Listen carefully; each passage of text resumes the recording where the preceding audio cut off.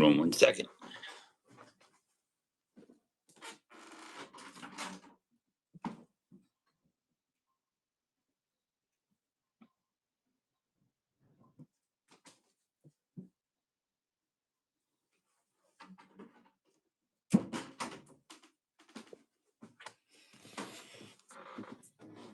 Good morning, everybody. Good morning, good morning, good morning. Hey, Empress, what's going on? How's the video? How's the sound? How is the video? Hey, I love discounts. How is the video and how's the sound? Better than good. It's great, spectacular. Hey, Zoe's Treasures. How many cups of coffee everybody on? How many cups? I'm on cup 1. Let me know. How many cups of coffee? Whether it's 1, 2, 10, 20, 0, let me know if you consume your morning energy. Not in cups, but pots, let me know. Or if you drink something else, let me know. Not there yet. Not where yet. Didn't get to the kitchen. Didn't get to the drive-through window. Diet Coke, huh? Surprised people drink Diet Coke in the morning. I have seltzer water here, but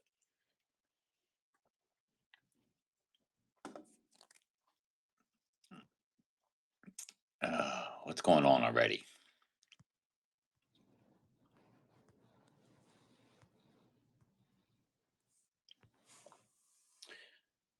Oh, I love seltzer water too. I love Wegmans seltzer water. They have really good different flavored seltzer waters. I really love them. So, who here is joining us for the first time? Who here is joining us for the first time? I usually tell you to go read the show notes, but I don't have any show notes in there. Nobody. We're all familiar with this whole this morning show. Yeah, Tweetco. Everyone's seasoned. Wow, it's all veterans. That's good to know. Anyway, if you're new here, if you're too shy, if you're new here, say me. If you're shy, say I. If you're new here, say me. If you're shy, say I. Besides, I love discounts. They don't count. Nobody. You got to be kidding me. That's absolutely crazy. Everyone's sleeping in today. Is that what's going on? Well, that should make things easy. So, just in case you're super shy, I don't want to put anything in. This is a chat show. We are not selling anything. So if you're looking to buy stuff, this is not where you want to be hanging out.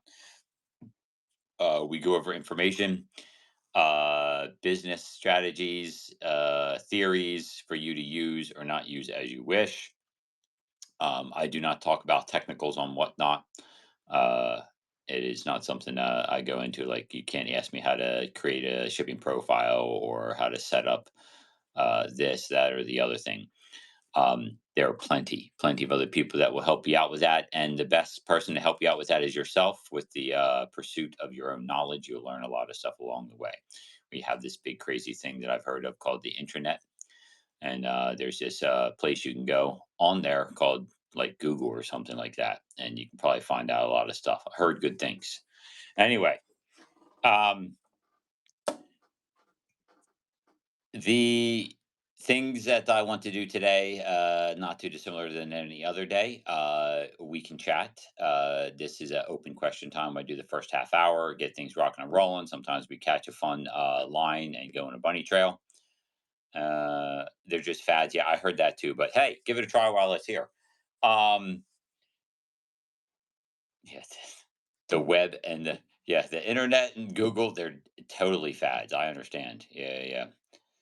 You know, we're going to go back to, Yahoo, I think, right? And that's not a fad. That wasn't a fad at all. Anyway, questions. Feel free to ask me questions. Make sure you use a question mark so I read them and know it's directed towards me. What's the topic tonight on the podcast? I don't know. I love discounts. Why don't you let us know? I have a feeling you might know what the topic is tonight. And don't worry, I'll be mentioning for everyone to go check out the podcast later. You don't know.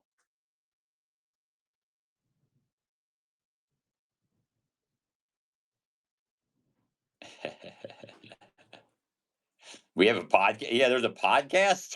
What are you talking about? I don't know. You can probably go over there and look at the title of the show, and you might figure out what it's called. If everyone's curious to what tonight's podcast conversation is going to be, you should go check it out. What's my take on the flat rate shipping sunsetting? My take is we all knew it was going to happen. My take is no one should have developed their business around the model, any particular shipping model. My take is it's not going to be as bad as everybody thinks. My take is that for companies like me that are actually probably going to get hit the hardest due to the fact that the lower weight is going to be increased, it looks like, as far as my personal experience has been with shipping the under 1 pound weights.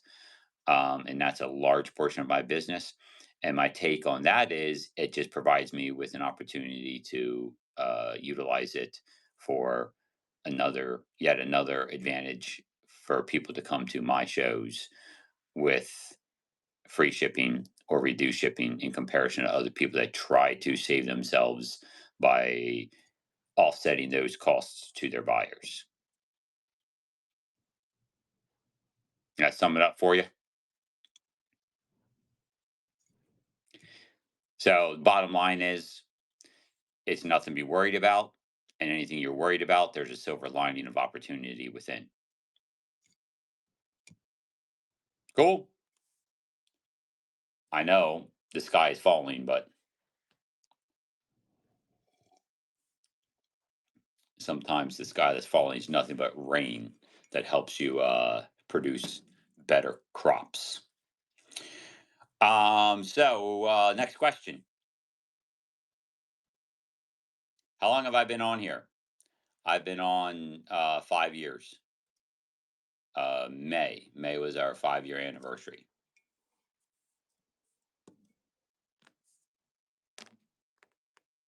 Well, thank you. On that note, let me just throw this out there. When I'm going over strategies here during this show, I want everybody to understand something.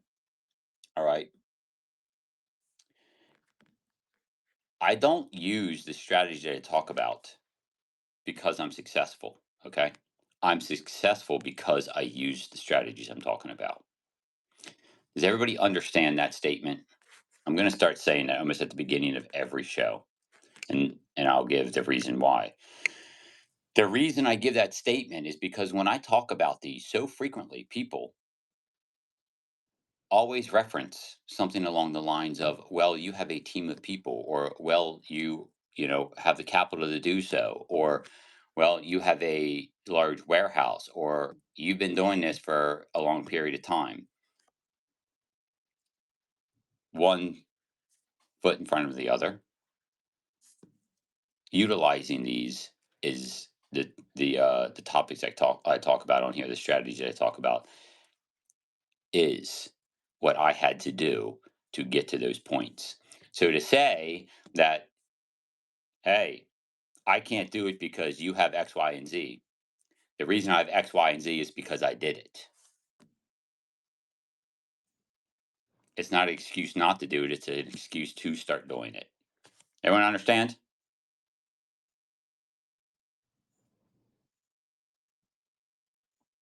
Okay. I'll just be honest. A ton of people utilize those excuses from when I talk about the things that I talk about in order to essentially excuse their way. It's basically another form of fear, something. They're scared of some attribute uh, in utilizing. So, and let me just be completely honest. That fear is an ingrained fear and behavioral principled reaction, and that's what makes it hard. We talk about the kind of certain things, and I'll eventually in future chats start talking a little bit more about that. The things that are holding you back psychologically, behaviorally, and it's natural, and it's nothing to be upset about or try to ignore or excuse your way away from. Once you realize the principles behind why that happens to you, it's a lot easier to assimilate the information and potentially help you apply certain strategies to your benefit. And if you have statements you're trying to direct towards me or questions, please make sure you use a question mark, or the likelihood of me reading it is uh, slim. Sometimes I catch it, sometimes I don't.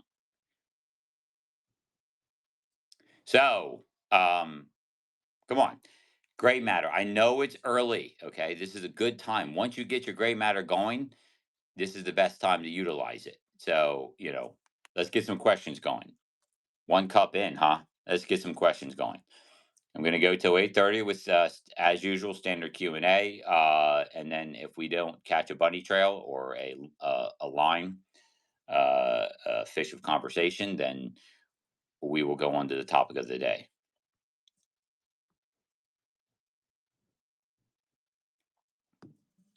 Why do I think Whatnot went with eliminated 921 shipping business wise or their end? What's the benefit for them, you think? The benefit for them is putting more money in their pocket.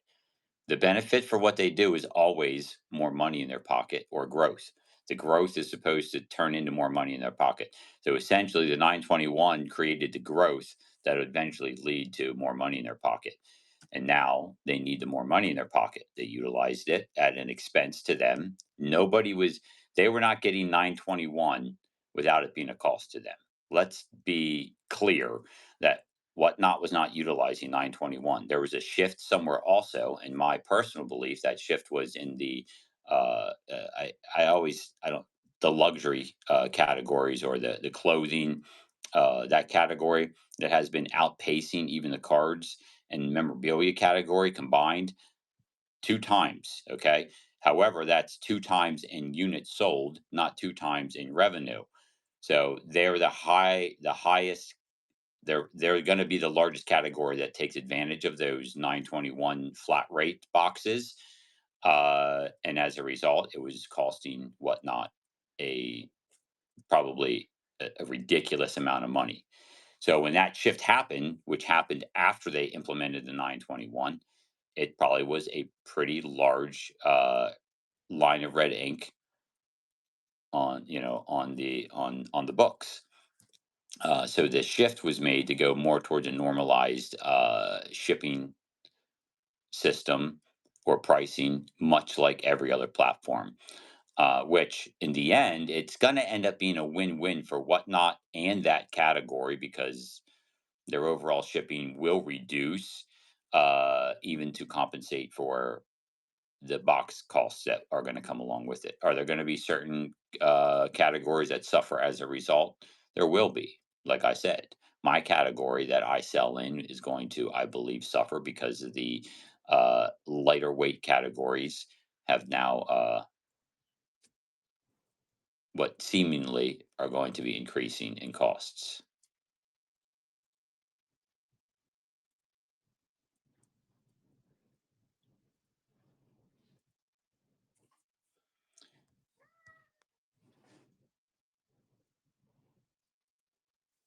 So the benefit, like I said, is money. So that's my personal speculation. I think it's just one attribute. I think there's a multitude of things.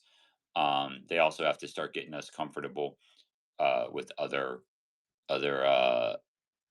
more normalized shipping uh, prices, and just be aware too. With that's going to come other available shipping options. I think in the end, Whatnot is completely aware that to stay competitive, and they have to, they're going to have FedEx, UPS, one, the other, or both, and eventually they're going to have to turn the shipping over to us, like every other platform does.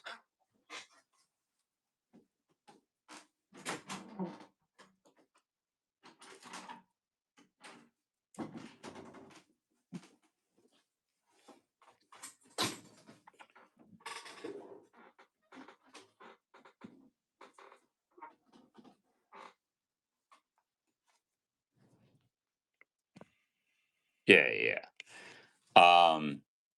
Zoe's Treasures, are you in here? Are you still in here? Yeah. Zoe's Treasures. First off, I was not there for your chat show you had on Friday, but can I come to the assumption that based on your numbers that you came up with, it would have turned out to be financially beneficial by utilizing the upcoming new system as opposed to the previous. Yes. And just for context, everybody, Zoe's Treasures deals in pretty, larger items, mid-sized to larger items, some smaller, right? You deal with you're not like selling a bunch of little tiny jewelry pieces. That's not your thing. You're selling like glass. You're selling antiques, collectibles, etc. Yes, and Zoe's Treasures utilizes $4.50 uh, max shipping. So, however you want to view that, that would have translated into Zoe's Treasures saving money, and or if you're the type of person that views shipping differently, where you don't utilize max shipping, it would have turned into a savings for your customers.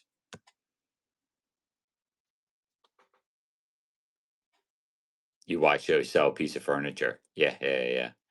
That doesn't surprise me. So, what was the other question? Somebody asked me another question here. Let me get back to it. Yeah, well, the USPS is losing money. They're always going to be losing money at this point in time.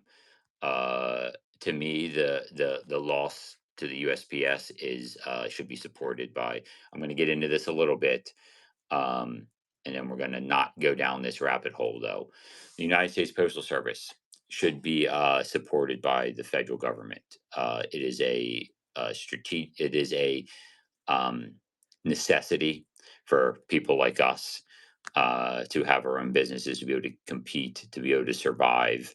I'm a huge small business advocate, and the United States Postal Service is essential to that, along with many, many other attributes. And there are way, way less essential elements to our United States government that get supported through our tax dollars, and the post office is not one of them and should be.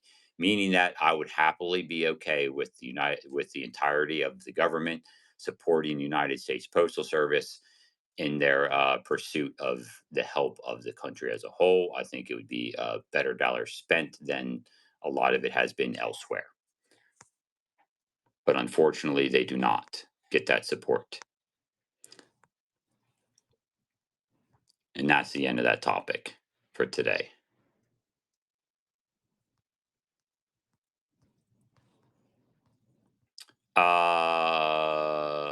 USPS, that's what I just addressed. Can you talk about some of the main changes you have made along the way, why you made them, and how they affected your business? The main changes is everything that I talk about here. It's not main changes, it's just implementation and adjustment along the way. Realizing certain attributes of sales and embracing them and going with them, shifting my business towards things instead of complaining about like when whatnot makes a change, like what we just are talking about with shipping. Um, I did that colossally. I shifted strategically and pretty heavily towards smaller items like jewelry in order to capitalize on the colossal value of free shipping. And that was, a big, a huge change. Embracing volume based selling was a colossal value to me. Embracing dollar starts was a colossal value to me. And it's all stuff I did incrementally, but I still did fast and applied them in different aspects and paid attention to the data that spit out on the back end in order to adjust accordingly as I went along. And if you've been joining me long enough, you came along with that ride. Um, just to give you, for instance, when I first started testing free shipping, I said it was completely and totally worthless. And I gave even psychological reasons why, which is true in the essence of the way I was applying it. The psychological principles were the theory that I had was pretty sound. However, did what every human does. You decide to stick with that for a little while. You get what's called a sunken cost principle built in, and you adhere to it. And then I reevaluated and brought it back from another approach, and it has treated me very well. So The other things that I've had to change are attributes that I had to change because of Whatnot changing their terms of service and their policies. We used to do a lot of fun, interesting things like having bingo, having the banana bonus in the banana boxes, things like that, which were a large help to us as far as like marketing went. Everyone really enjoyed those. However, when Whatnot had to change their rules, we interpreted the rules to the worst case scenario and eliminated those to make sure that we didn't lose or have our account shut down as a result.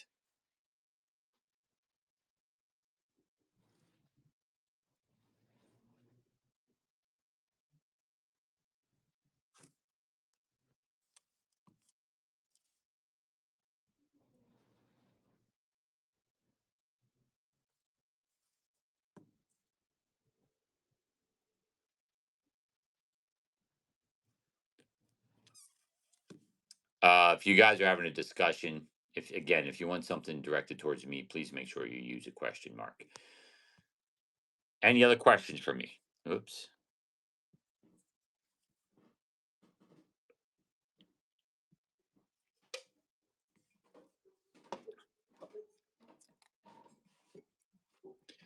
Listen, I don't know what's going on in the chat. It looks like some people. Here's the deal: when it comes to shipping or anything else in your business, if you utilize a loophole in order to accomplish or build your business around, um, don't get all upset when the loophole closes and thereby kneecapping your business. That's all I got to tell you. So sometimes those loopholes last a long time. The longer it lasts and the longer you utilize it, the longer you're going to build a structural principle on a weak leg. That's all there is to it. But I mean, it's called an inevitability, and it will happen. And you can, the people that it happened to can whine and scream and kick and cry and justify, but it's not going to change the cold hard facts. That's going to slap them in the face when it happens. And I'm talking from experience. And the faster you realize it, the more foundational you're going to be willing to build your business upon good structural principles that can follow you through all the ups and downs. And that's what I like to talk about when I'm sitting here talking to you. And that's why I tell you shortcuts are not the way. Sorry, shortcuts are not the way. Shortcuts are developed with a myopic perspective on things without taking the totality. And unfortunately, our brains are wired to desire the shortcuts over the long term goals.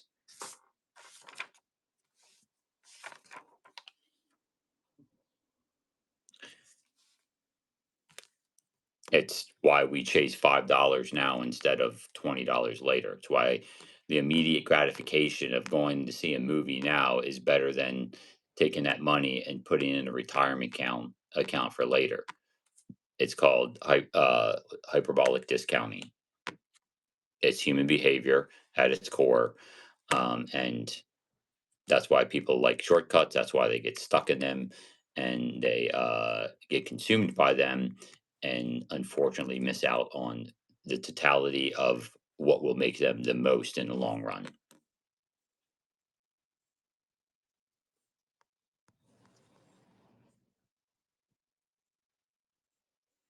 Do you think? Hold on a second. There's no. If I'm a seller, we use free shipping. We can claim that expense on tax and as a benefit, besides a good marketing tool. Yeah, yeah. I mean, an expense is an expense. Don't what I'll say though is don't use tax deductions as a reason to do something. Just because you're using it as a tax deduction doesn't mean it just magically is. I mean, it's an expense, so expenses it becomes an expense. Yeah. So yeah, you can definitely deduct it, but that's not the reason you would. It's a benefit that you can look at, but don't go, oh, it's a tax deduction, so that's why I'm going to start doing it. Just always view your profits. Okay. In other words,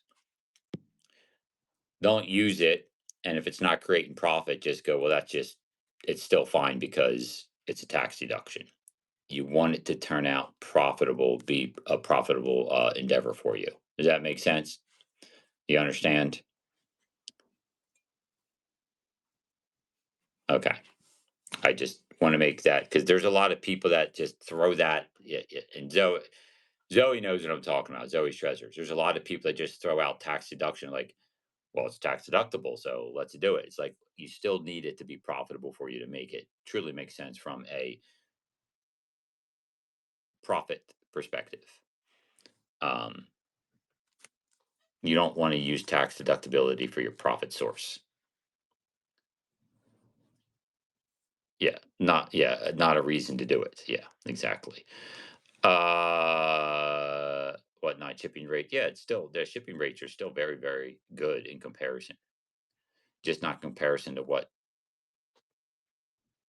well, perceived people's perception is just not going to be as good as before. Uh, do you think whatnot is only successful and meant for the sellers of estate storage units and collections? No, because estate storage units and collectibles is not one of their big monstrous categories on here. Their big categories as far as revenue, uh, like sales goes, is going to be the clothing, sneakers, like that entire category, which for some reason they have jewelry and watches under that category, um, in their perspective. But even without the jewelry and watch category, that's has grown exponentially. You have the cards, which is huge. Then you have the non-sports cards like the Pokemon and all that kind of stuff, which is huge still. Um, and then you have coins, which if you go to the coin shows, like there's certain sellers on there that probably just by themselves every day sell more revenue wise than the entirety of uh, the antiques and collectibles and storage unit based categories.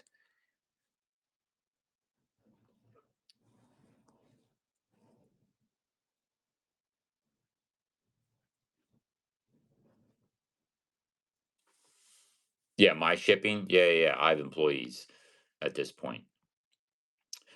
Yeah, right now we have a pick, pack, and ship multi-point, like 3 points of checking redundancy built into the system. So we have one person takes we print out the pick sheets that Whatnot finally started providing, which I was very happy that they did because it allowed us to do this. And the whole way through the system, everyone has their own individualized colored marker. So they pick the items, do a check mark. That's why when people contact me and say, hey, this wasn't in the box, it's very, you know, makes me very curious how it made it through 3 different points of our shipping without anyone seeing it. So the nice thing is now, well, it's not suspect. I have people that are good customers that have no reason and value points that are negligible that they say, hey, it's not in here. Usually it's something small and hidden in the box and they didn't see it or didn't go through everything and maybe accidentally threw it out. We also have a video camera now that views them. The packer actually pack the merchandise. So we can go back and check the records for that. To this note, I want to let everybody know something. I would totally, if you have it, I would employ this. Trust me. It's very, some people might mess up their system. Within our system, I'm glad you brought this up because it reminded me of something.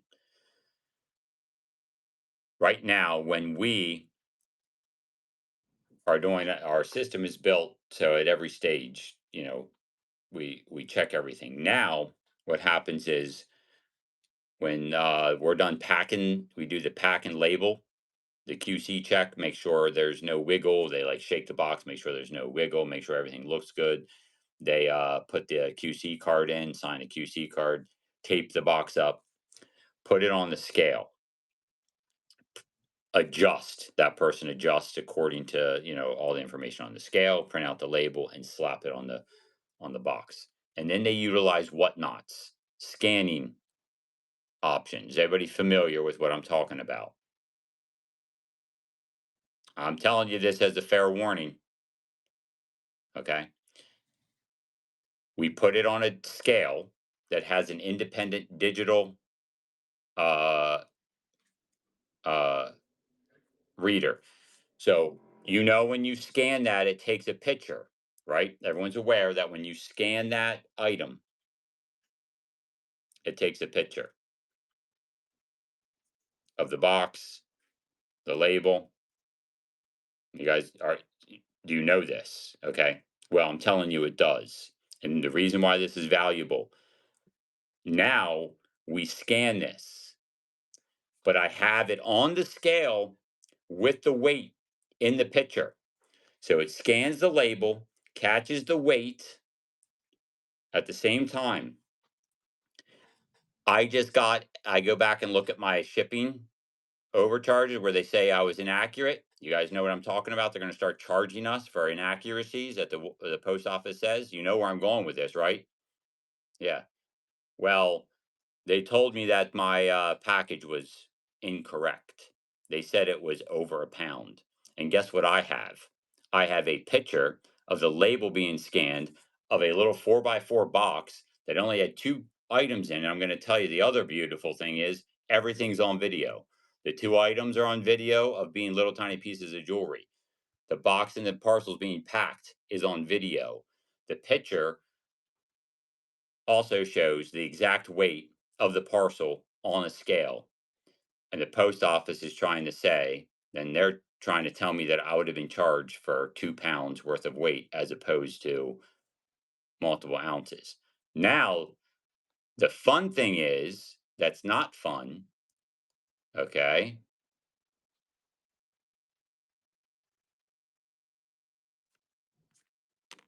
What are you talking? You mean for when it's packaged? For when it's packaged? Yeah. Um, the shipping, I love discounts of shipping. When you scan it, I'll only go to that if I have to. If you have a good flow system going, when they scan it, there's a timestamp of when the shipping label was printed, and then you can pretty much go back to that timestamp on the video and not have to go too far to find it. You understand what I'm saying?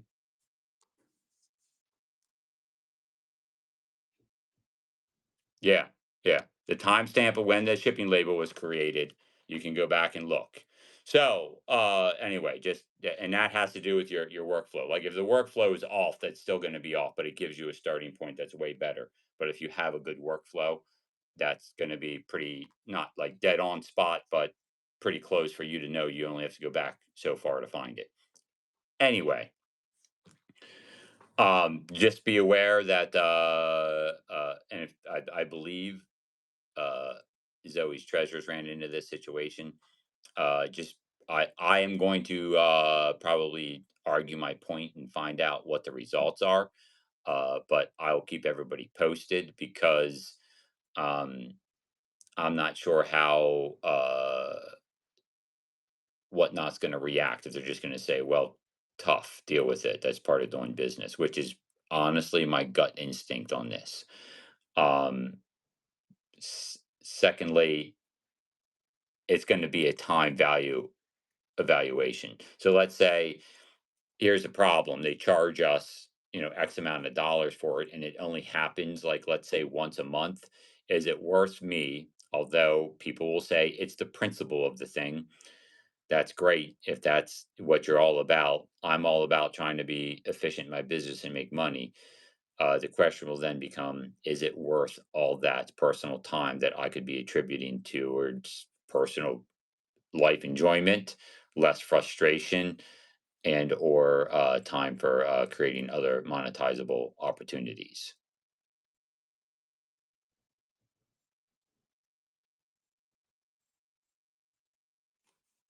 So those are the evaluations I'm going to be taking. However, having all that information is extremely helpful. Um, so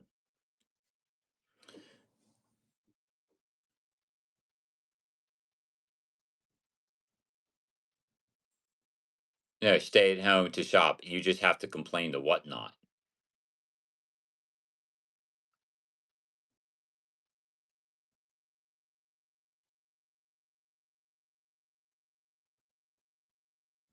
Yeah.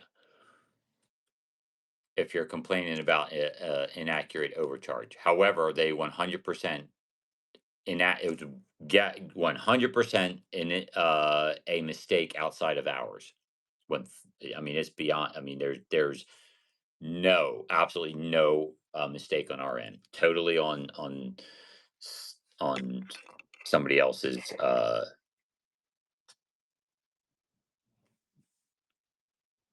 You're asking me the furthest I ever traveled to pick up goods? Yeah, whimsy and bang. That's pretty much kind of what I'm starting to notice. It's like once a month type of thing. Scuba. For I don't know, a few hours.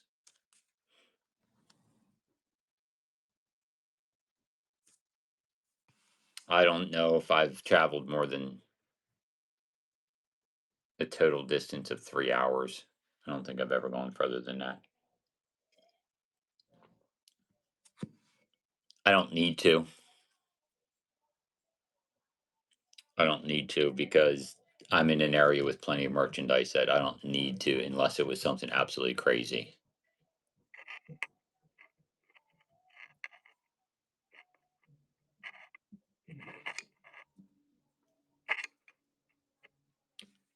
I don't know what you're if you're asking me anything, you have to use a question mark, or otherwise I'll think you're having a conversation back and forth with somebody else.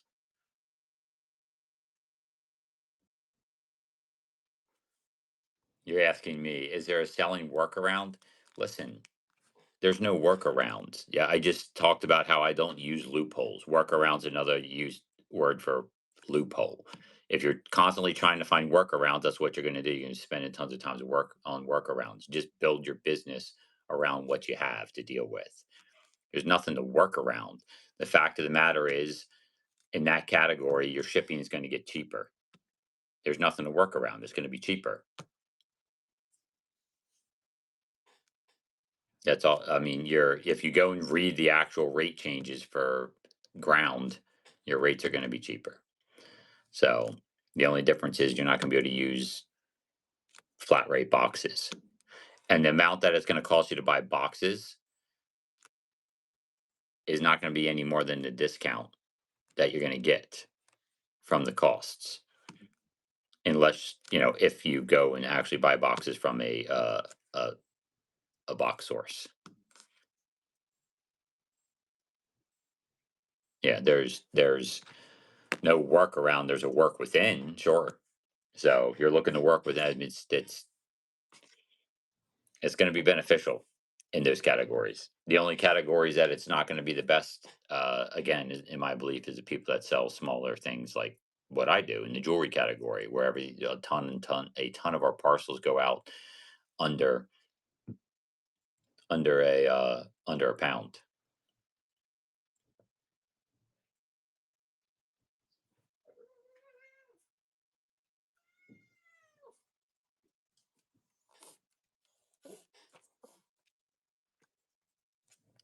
Is it a systematic flaw to charge sellers for postage overage? I don't know what you mean, charge sellers for postage overage. There's no audit and resolution workflow. That's something here's the thing. I do free shipping in 1 ounce on everything. And when I do my other shows, so I do everything to guarantee that I don't get overcharged on shipping. I use, you know, minimal, and even on my Friday shows now, I've reduced the overall max shipping to like four or 3.99, something like that. So that way I don't have to worry about it. So that's my perspective. If there's an issue that I don't like about whatnot, instead of losing sleep over it, I figure out how to utilize it to my advantage and build it within my system that I don't have to worry about it. Thank you for the compliment, and good morning to you as well. So, um, yeah, and the solutions to those problems are very frequently on back end system improvements, sourcing improvements. You know, there's all kinds of ways people don't realize that they can shave off expenses, increase time value, all that kind of stuff.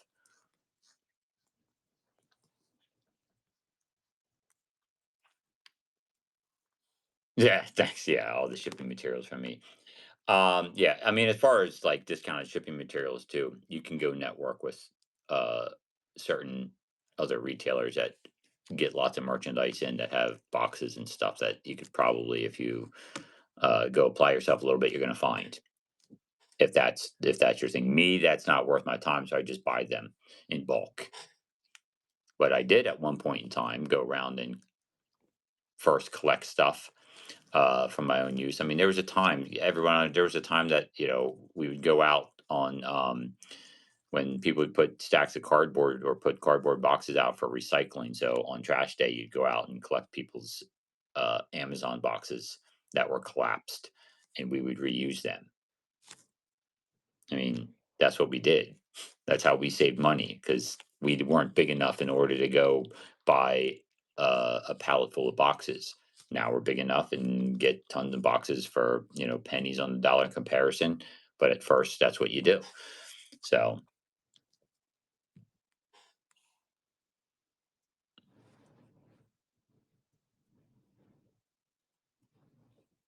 so all right. It's 8:41. All right. All we did is end up really talking about a ton of the new shipping changes. Bottom line is it's going to be improved. Uh, what are you doing? Everyone see? It's my crazy cat.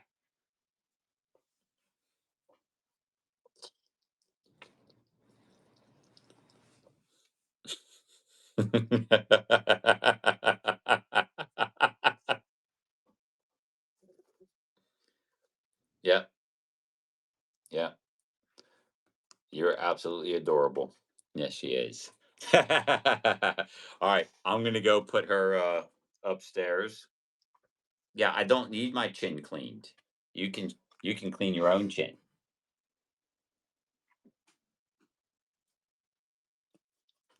This actually here, this is her favorite spot. No, I don't need.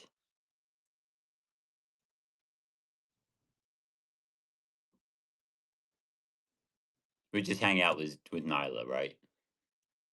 Right? Right, my mouse?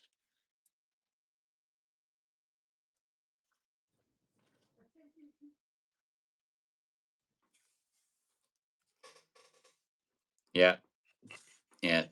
She's good. She's awesome. She's getting older. Yeah. No, she's a Cornish Rex. I told you I don't need a bath. I already took a shower. Thank you very much. Come on. Yep. We can go upstairs. You go up with mommy.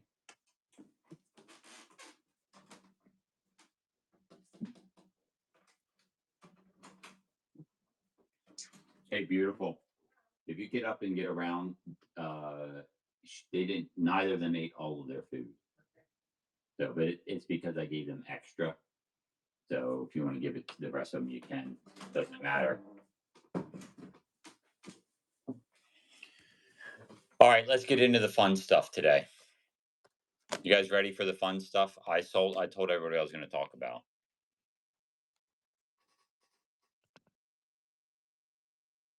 Oh, the Warhammer. Yeah, yeah. All right. So we are going to talk about do. Yeah, let's get back to where my notes are for it so I can go over it in a more efficient manner. Usually when I have notes, it makes it more complicated for me for some reason. Anyway, everybody, here's the deal. We're going to talk about the cheerleader effect. All right. Anybody familiar with the cheerleader effect? When I start talking about it, you're going to notice exactly how it's incorporated, how I utilize it. Okay. It's actually it's simple, but yet it's surprising at the attributes of how the brain reacts. Okay. The cheerleader effect is how your brain views things in groups. Okay. Yeah, you looked it up the other day. Basically, what it dictates is that your brain uses this process called ensemble coding. Okay. It's where your brain takes a totality of a group. Okay. And assesses its value, its size. Like if you had a group of a bunch of different size things, it takes the entire load of everything and it essentially averages it out.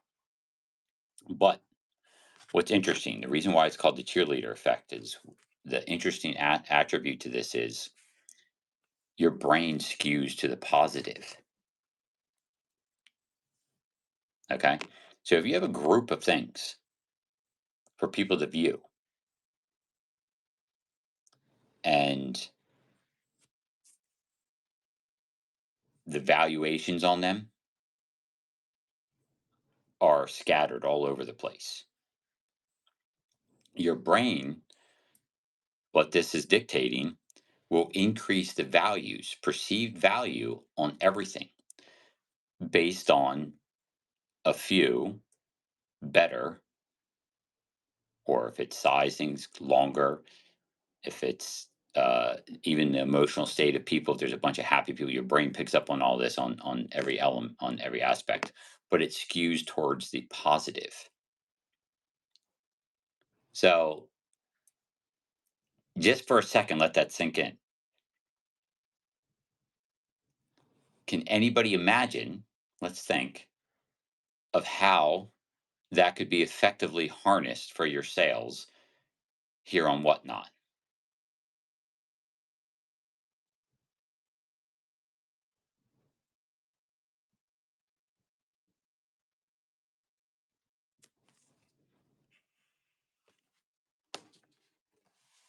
You guys are quiet already.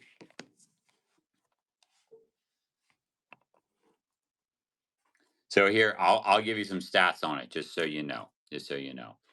And here's all the beautiful attributes. Okay, so Bill understands it. Present your items in groups. You got it. Has anybody watched my shows? Does anybody watch my shows? Okay. Would anybody venture a guess as to whether or not I leverage this principle at all? Anybody want to go out on a limb and guess whether I use this, utilize this?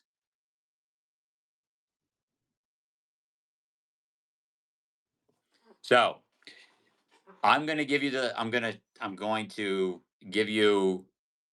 fun. This is the quick, the easy. First of all, it's a behavioral principle. You can't avoid it. It is built in from a basically a survival mechanism. Think about trying to find what's valuable and going to get it. And as soon as you find something that's valuable, your associative attributes of the surrounding area becomes a principle to that survival. So let's say you find berries in a certain area. The berries in a bunch of bushes are the value, the bushes aren't. But then when you see those bushes, they have value to you because you know it's a source of berries from a uh, primitive brain principled perspective. That is very, very primitive attributes, just so you have a clear understanding of why we do what we do and why it affects us. You got it?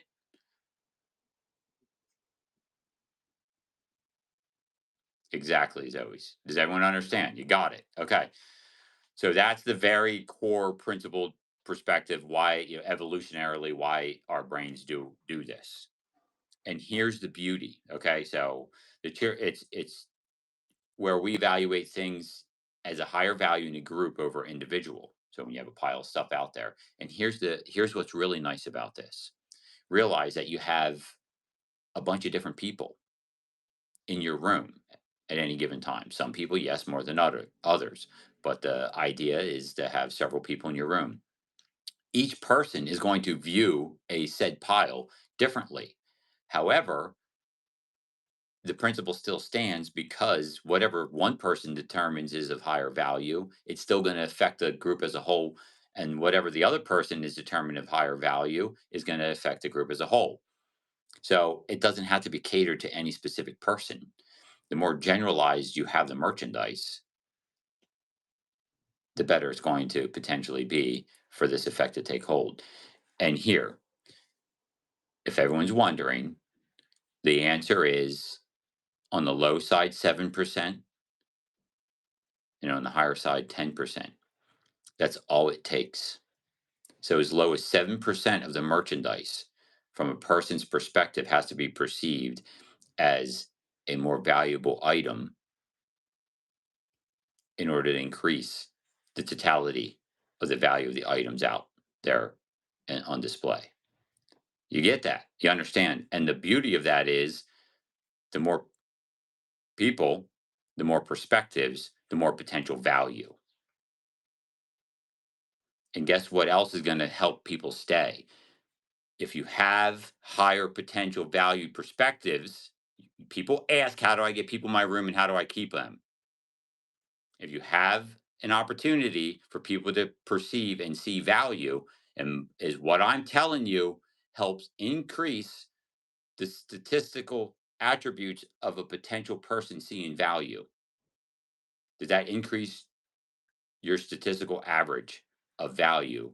The answer is yes, it does, 100%.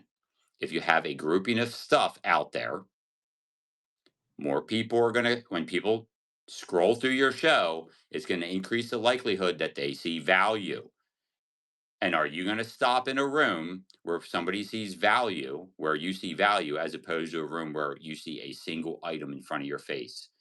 You know how easy it is to determine the value with an item right in front of your face? The same milliseconds it takes to perceive the value for a pile of stuff in front of you. This literally takes milliseconds. It works perfect with TikTok brain. Your brain attributes value instantly.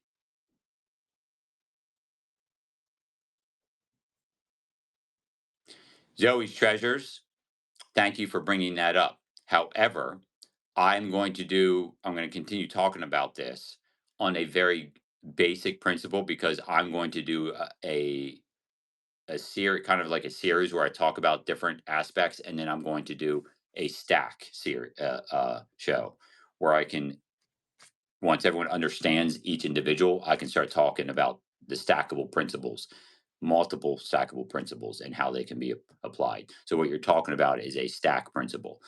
And here's the other thing that I encourage everybody to do. When you go and read about these, okay, where my brain goes for stacking principles and where your brain goes for stacking principles is going to be two different things. Okay. One doesn't mean it's better than the other. One might be better for you than the other. One might be better than the other, but the benefit of all of it is good for everybody.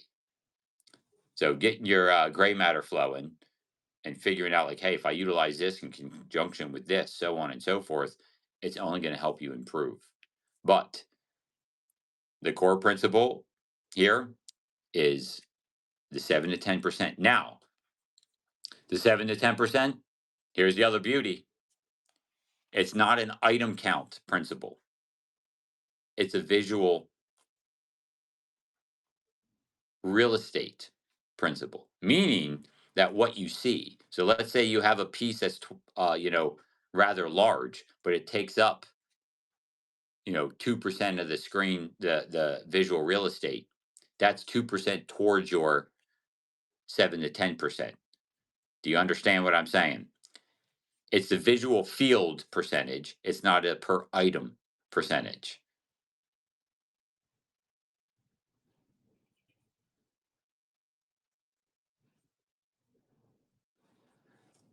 Hoard it. That is one of a multitude of reasons. There is, like I said, there is compounding effects to everything that I do. There is stacking effects.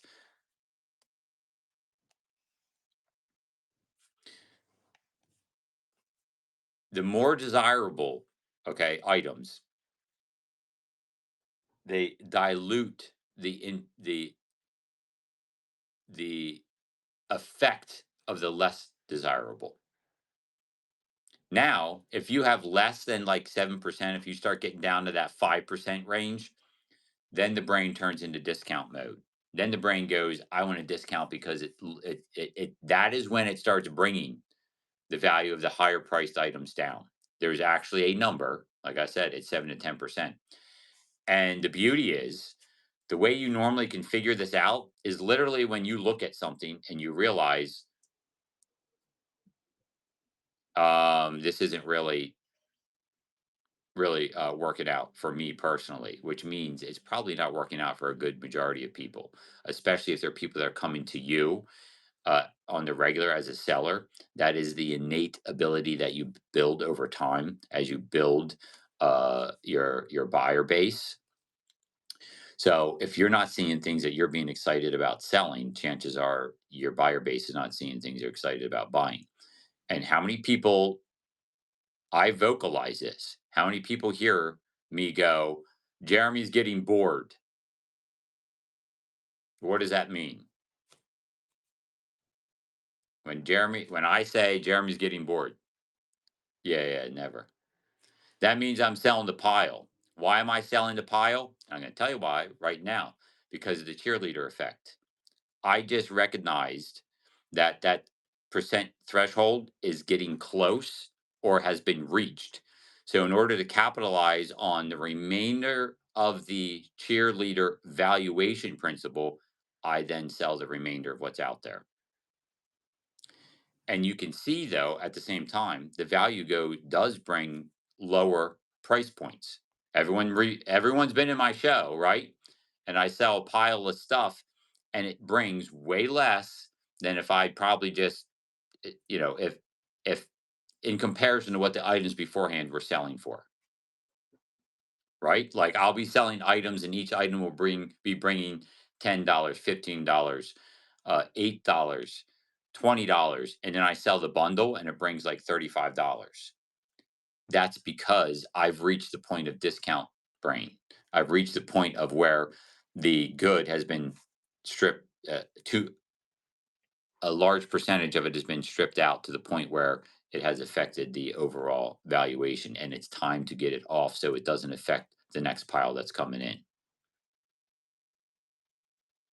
Does everyone understand? Sometimes that happens, not some, very frequently it happens without even realizing it.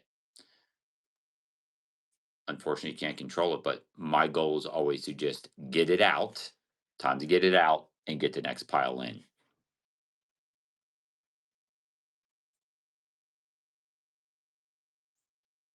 Sid, you are correct. And that's another attribute that we'll be talking about in the future. So let's real quick.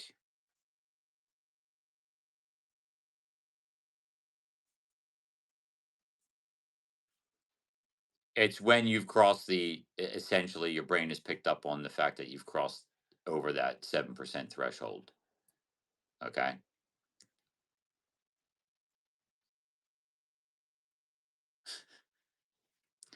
Um, the old lady attic. That's a great question.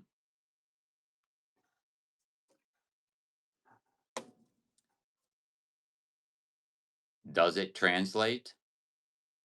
Very minimally, if at all.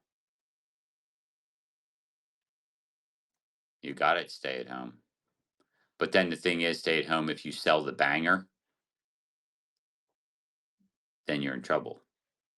So you don't want to employ it to that minuscule. You want to have a larger amount of items out to create the ability to increase valuations across the board.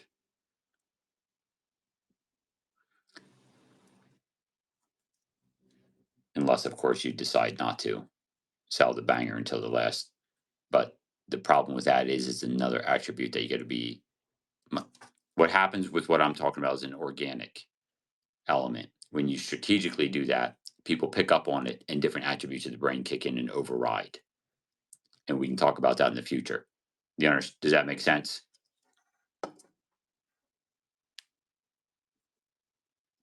If you're intentionally like, I have fun with that sometimes when people, because I do no requests and somebody goes, hey, can you sell that over there? Can you, it's like no requests. And then I tell them, hey, so I'm not showing favorability, which is the reason why I don't.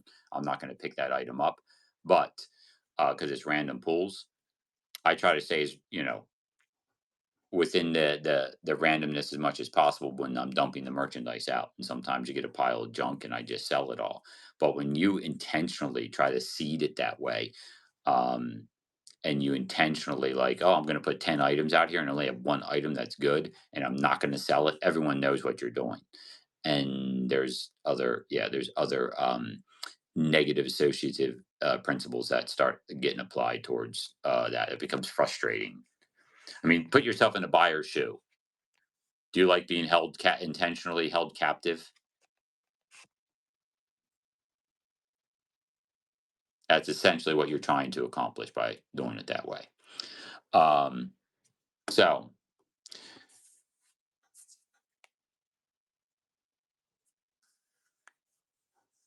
what are some of the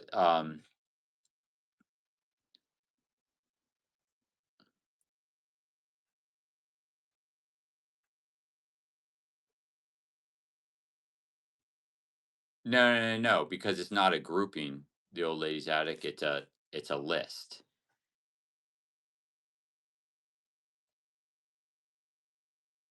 I mean, it would pretend you gotta realize this is your eyes. This is your eyes that are doing it. This is a group visualization principle. This is not a individualized concentration principle. So when I'm looking at something in a list, you are trained to look at it individually and you literally ignore the top, what's above it, below it. Think about when you're reading a sentence in a book. You are not reading 6 lines at a time. You're reading one. Your brain is not reading the one below it and the one above it. Does that make sense? You understand what I'm saying? This principle is built upon the grouping in a visual group.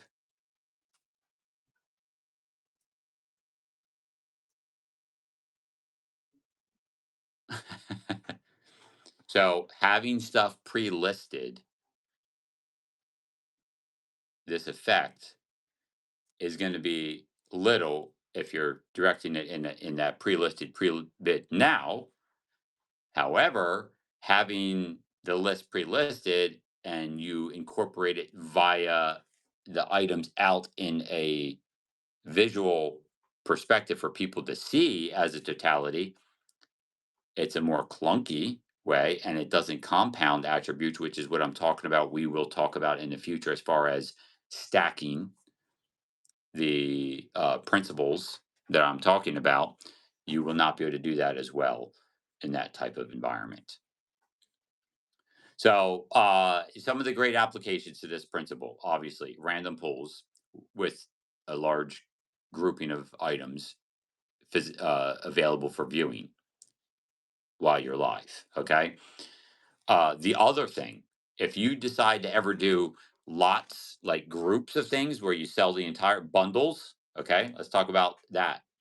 Now you know if you're going to bundle items for people, now you know what your number threshold is. You know your number 7 to 10%. You don't need to make it 50-50. 7 to 10% is going to help get you the valuations that you're looking for out of merchandise. If you're trying to get good money out of the higher value things, trying to get mediocre money out of the medium quality, so on and so forth. The closest and best way to accomplish that, if you're going to do bundling, is 7 to 10%.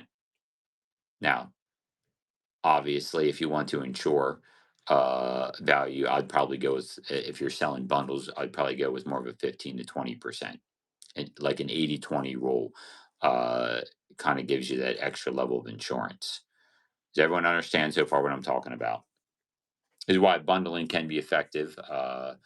And sometimes, and this is why sometimes, who here is sold on here in bundles? And sometimes you're like, why did that bundle bring so much more than the other bundle? Like, I got $60 for this bundle and I only got $40 for this bundle. The answer usually lies within what percentage was being perceived.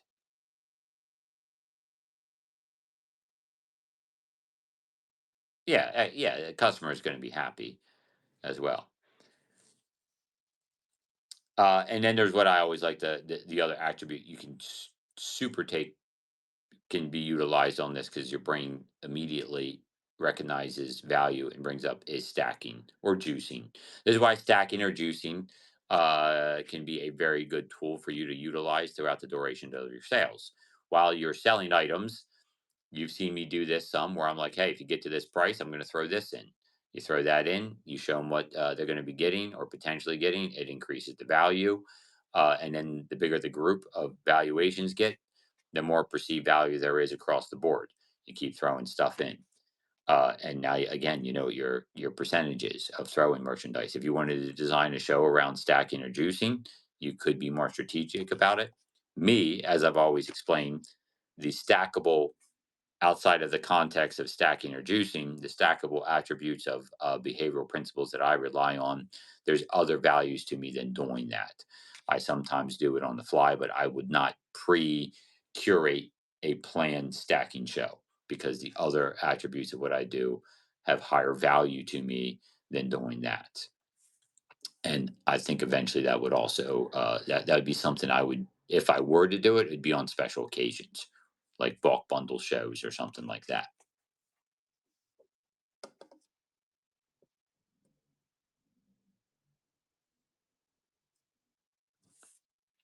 All right.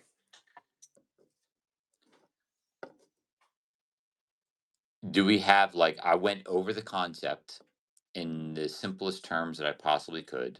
I didn't want to get into like all the colossal evolutionary principles, the neurological the brain reactive attributes. That doesn't really do us much good unless you're that type of person. And if you are, you're already going to go do the research and get into it. I already know that some people have. When I said it earlier, like Zoe's Treasures, she started bringing up the halo effect. So whatever research she was doing with it took her down the path of the beneficial attributes of that and the halo effect. Um, so let's throw this out there for questions.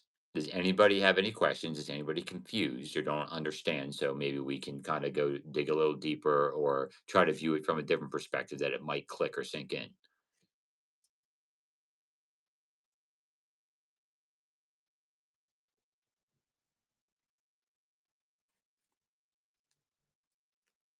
Uh, Steve, you can ask that.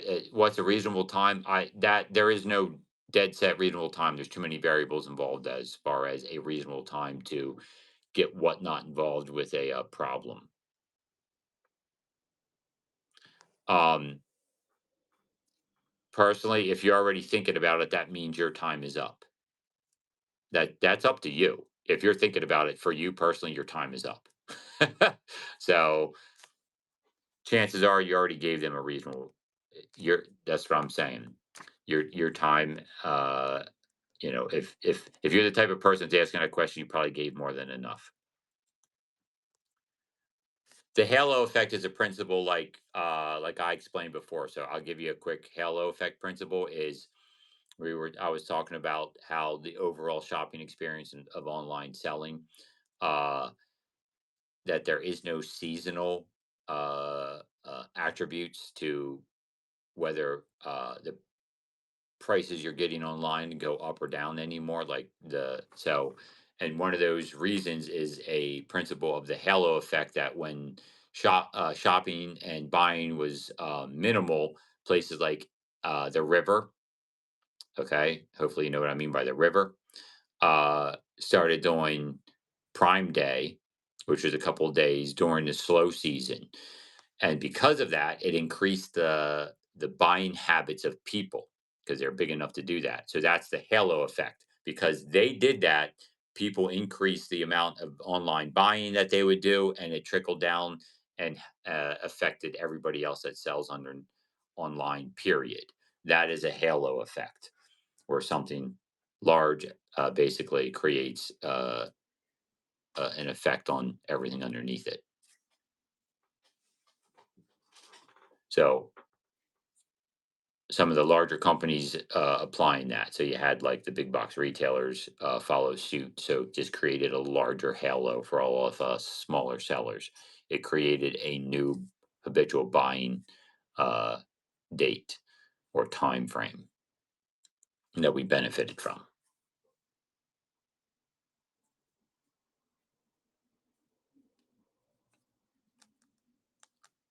And selling large vintage items harder to group. Well, is it?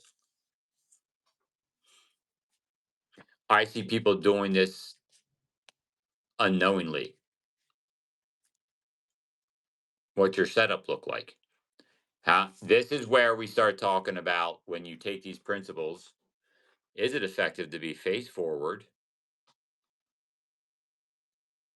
like this, or the other way around, front forward? So let's say you're selling. How many people here have been in a room that has been rather successful selling large vintage items with a backdrop behind them of shelves with all the merchandise they're selling that day? Yes.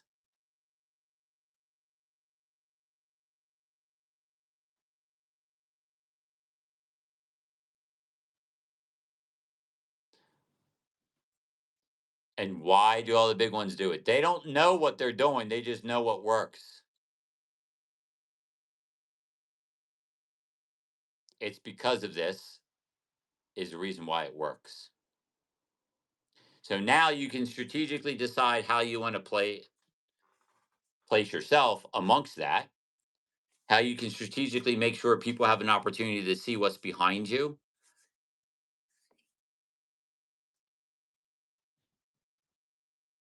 Well, that's an attribute you can do. However, my suggestion is doing what you can to have them focus on the totality of the pile if you're planning on incorporating the cheerleader effect into your sales. I mean, obviously, you don't want to have them on dirty, gross shelves, right?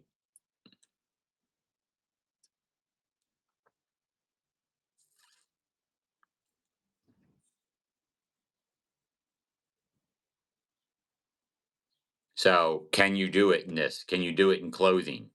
Yes, you can. Can you do it? I mean, there's not too much you can't. Now,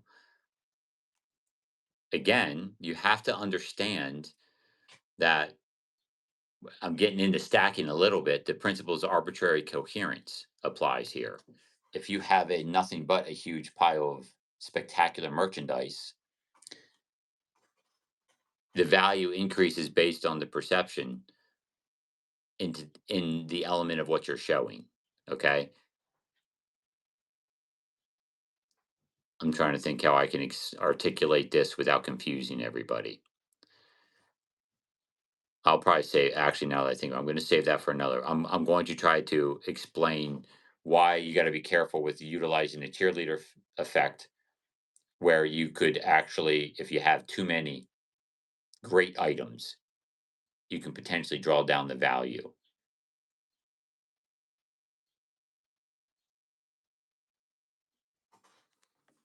The principle of the cheerleader effect is to take some good value items to essentially average up all the other items, but it can backfire on you. It's kind of like that 7 to 10%. If you go too high on the other end as well, you can draw down comparative value. So I personally would not want to go over a 20% threshold because I think you start getting into the realm of potentially drawdown. If I hopefully you understand what I'm saying. Visual real estate, absolutely. The percentage is based on visual real estate too. Don't forget that when you have the stuff back there, it's not a per item count. Okay, it's the visual real estate. It is the percentage of space taken for your eyes to see.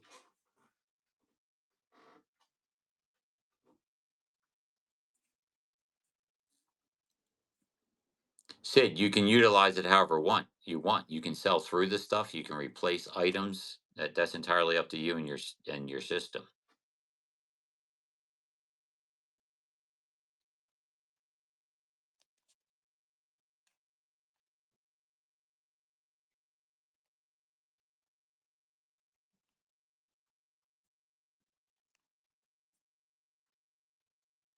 If that's what you wanted, but you can go the whole way down to, you know,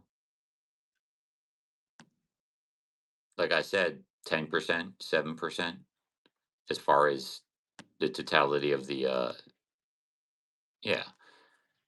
That's for you to decide. It's also for you to play around with. And don't forget that don't mistake the 10% for your personal view only. You got to realize whatever people are looking at, however many people, the more people you have in your room, the more potential cheerleader effect there is to the values of the items you have out there.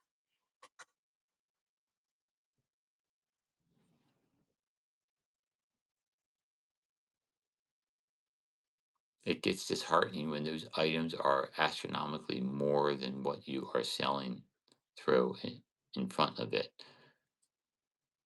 I'm not sure what you're saying there, and I don't know if you had it directed towards me. I love discounts.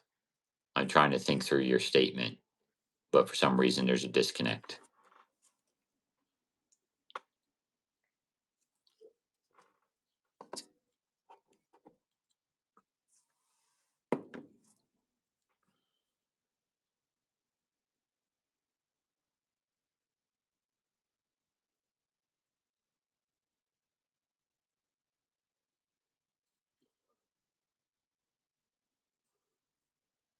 Oh, that's a different thing. I love discounts. What you're saying is true. That's where you're trying to game the cheerleader effect, and that's what I was talking about earlier. That's not going to work. Where if you intentionally hold out, if you're saying you're putting really valuable stuff back there, that is the prisoner model that will not work. Yeah, let's be abundantly clear. Trying to keep people captive in your show or prisoned into your show by making them think you're going to sell something that's in the screen and all you do is keep selling the other stuff below it. This will not work. Okay.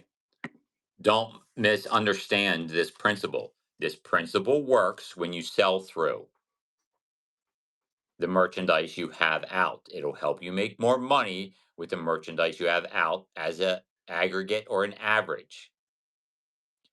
When you decide to you're trying to utilize make this effect artificially happen, essentially you put back what I love discounts is referencing is you put items in the screen that look very attractive and are very expensive items, and then all you have is some mediocre stuff in there. It will backfire on you. Okay, once people realize that you're going to continue to say no, or if you're selling everything in front of the pile of the backdrop of good stuff for $1, and then someone asks about the stuff in the back and you say, oh, that's $60, that is where negative attributes in the brain start happening. This is a method that is where you utilize the principle behind it okay, has value, but it's all in the way you apply it. Okay. The value is in the application, not just in the simple principle. This is where people start thinking that that these ideas don't work. It's because the application is not appropriately applied.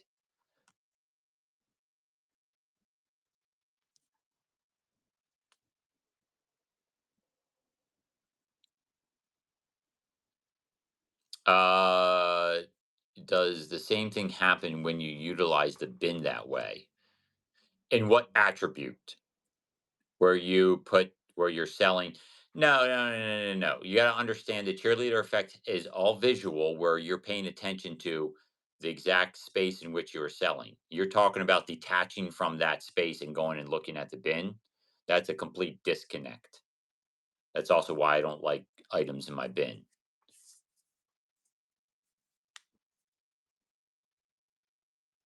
Yes, what Bill said. The bin will distract from the effect.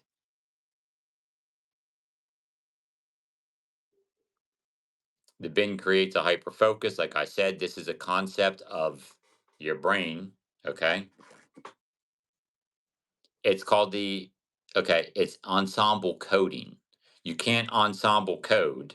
Your brain can't utilize ensemble coding when things are individually organized. Like I said, you don't use when you're focused on, like I used the reading attribute. It's more like reading a sentence than looking at your brain, looking at a pile of stuff and coming up with an immediate in milliseconds. It comes up with a predetermined valuation, not like numerically, but as far as desirably.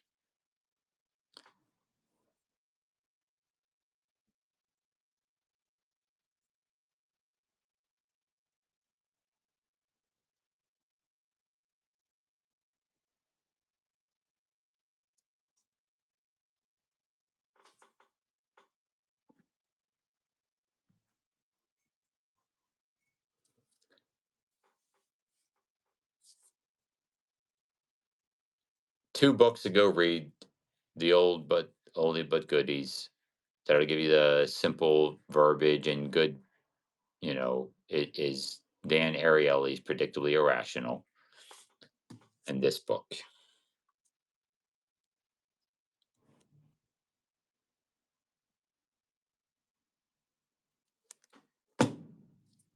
Read those two, and then find what you think is very interesting about them, and then go on a hunt for future books for your own.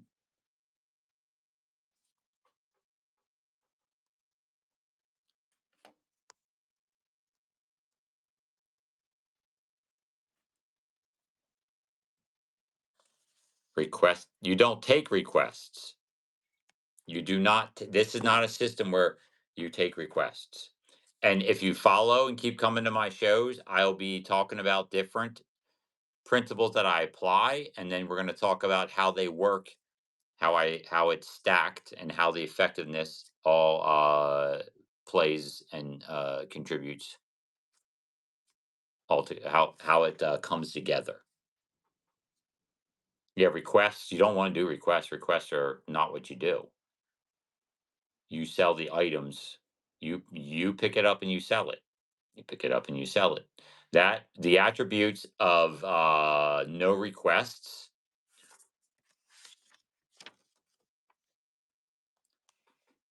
falls under what I call the hunt selling style.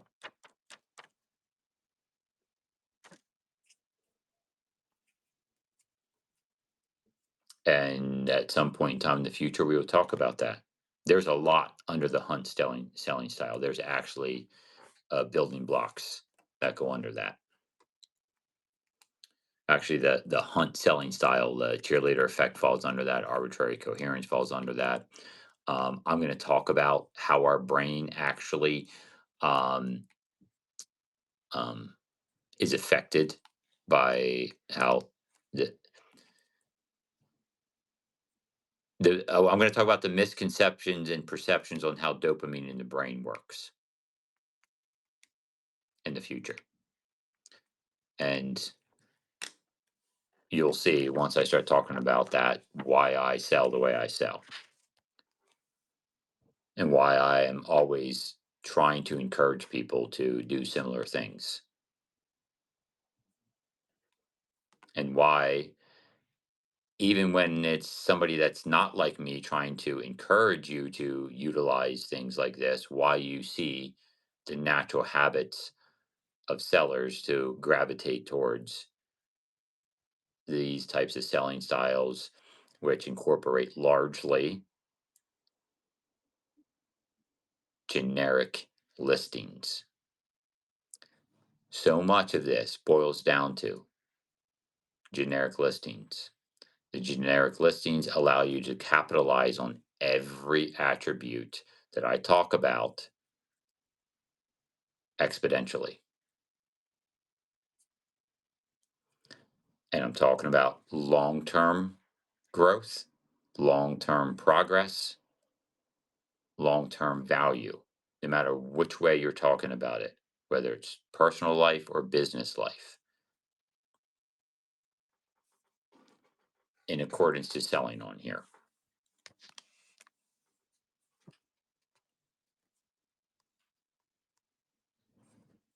Mhm.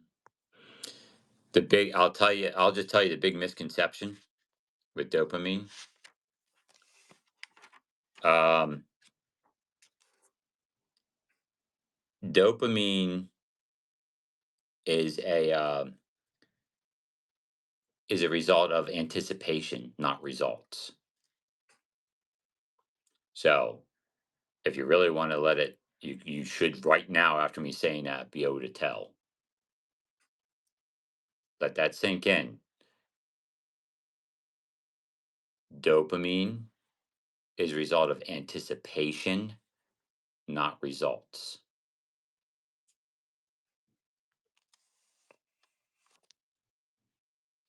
Okay. Hey, just think about it. The reason I'll go further, but one of the main reasons evolutionarily when we were, our primitive brain for hunting purposes, the anticipation created the dopamine in order to increase your awareness, your basically your vision, your attention, your accuracy. It was a dopamine hit. So you could get the food that you were after when you were hunting.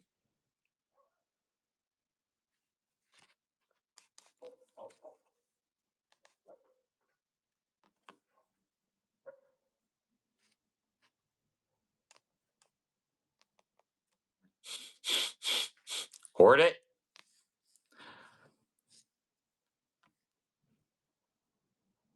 Me too, Bill. I don't like standing in the cold. If everyone doesn't know, Nine Dimes is my brother.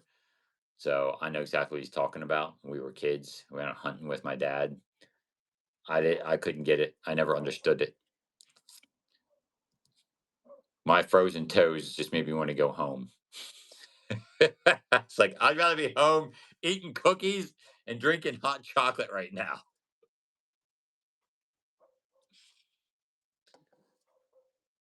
All right. Real just worked out perfect. It's almost 9:30.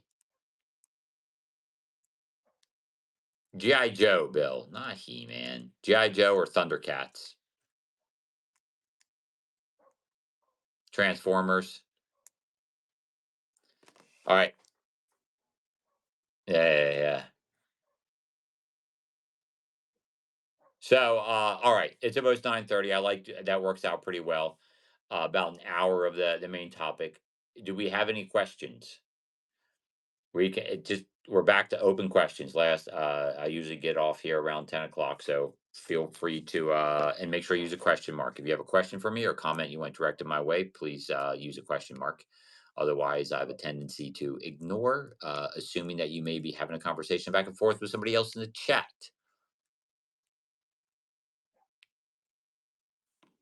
Yeah, I loved being out in the woods when it was warm. Loved climbing trees. Loved building forts when I was younger. All that kind of stuff was a fun time for me. That I can get behind. All right, gray matter time, everybody. Let's get the gray matter going. Time to ask questions, generalized questions. If you don't want to ask question about the cheerleader effect, and again, we will elaborate on all this in the future. All right.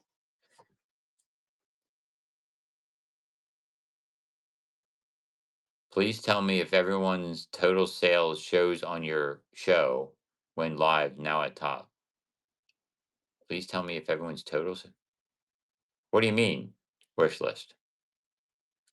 You can always okay. If you guys are sellers and you want to see what your sales numbers are at, what your gross sales are, you can always just hit the little red, I think it's the red dot. Yeah. Yep. It'll tell you what your yeah, yeah. You just hit the little red dot up at the top, wish list, and a drop down comes down. And it tells you estimated orders, estimated sales, and who's watching if you have the watching thing turned off, which I've turned off now. So I can't tell who's in my room anymore. I used to have this nasty habit of where if I noticed somebody that was in the room, I would shout them out sometimes. And I was like, if they want to be known, they'll make themselves known. So in order for me to not do that, I turned that feature off. Would you start the show with a banger or lead into it?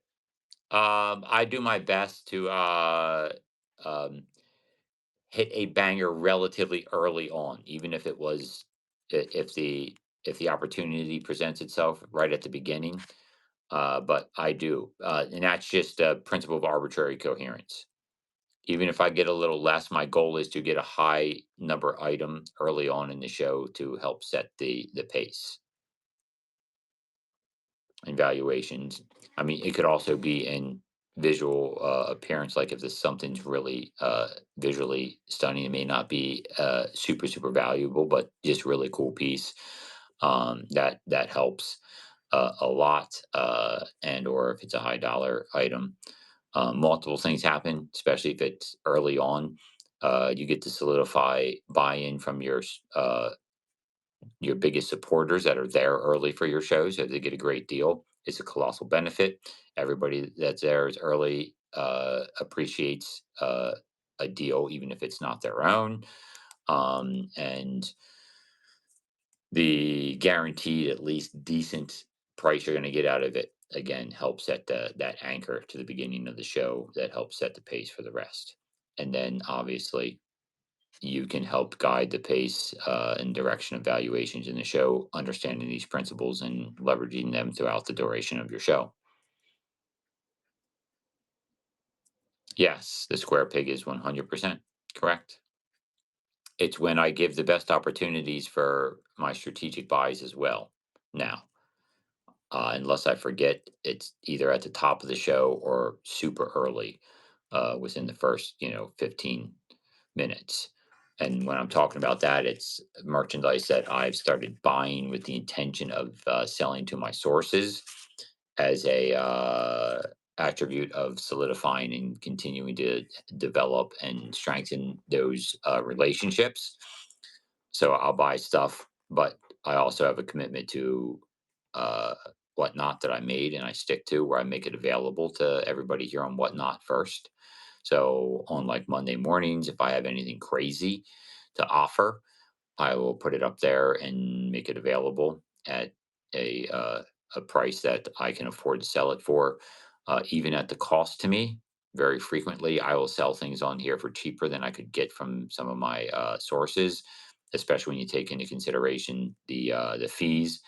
But yeah, as long as I'm making enough money to have been worth my time to do so, then I'm going to do it because it's rewarding my buyers. It's rewarding the supporters that are there at 9 o'clock and 8 o'clock in the morning. I realize I go on early, and I'm not discounting the value it is to me that people enjoy coming to my shows, and I enjoy them coming to my shows. But that's a big ask, asking people to show up, especially people on the West Coast that show up, you know, at an 8 o'clock show. That's what 5 o'clock or something like that their time. Yeah. So the least I can do is provide them with the opportunities for one, to see amazing stuff, if that's part of their attribute they like coming, is just the enjoyment of watching. Or two, have an opportunity to get amazing things at really good prices, and unique things. So wish list. Congratulations. Invigorating, right?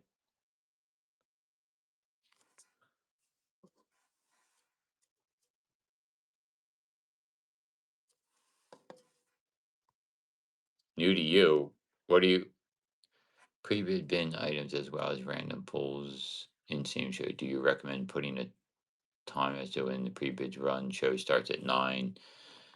New to you. You can do that.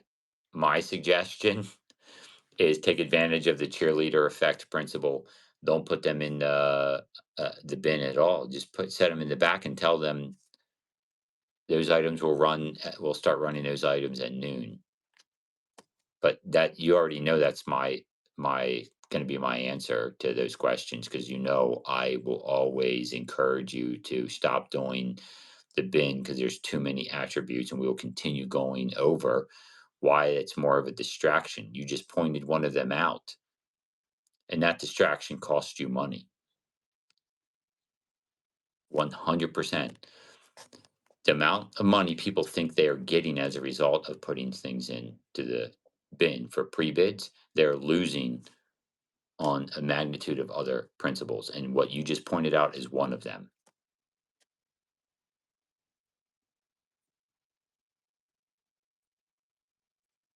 No, I've never heard that.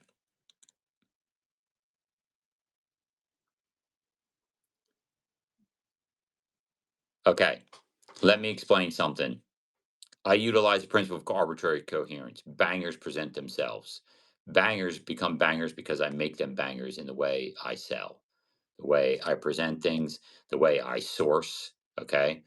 If you come in and listen to what I have to say, and there may be opportunity in the future for you to have a availability to get this information. We'll see. I always try to do this type of thing for everybody, but it is a compounding principles that I talk about. But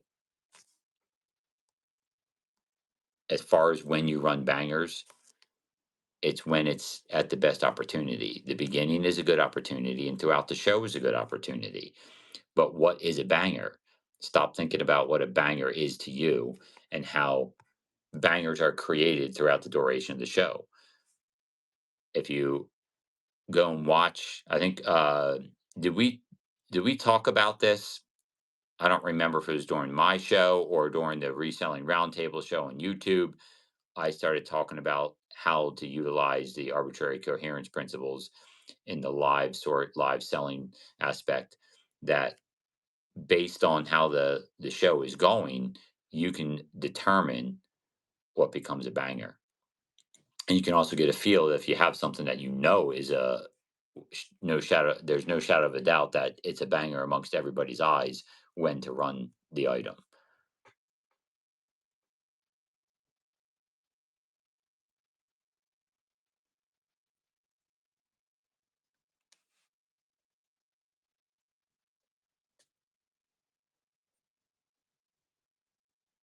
Thank you, Dragonfly.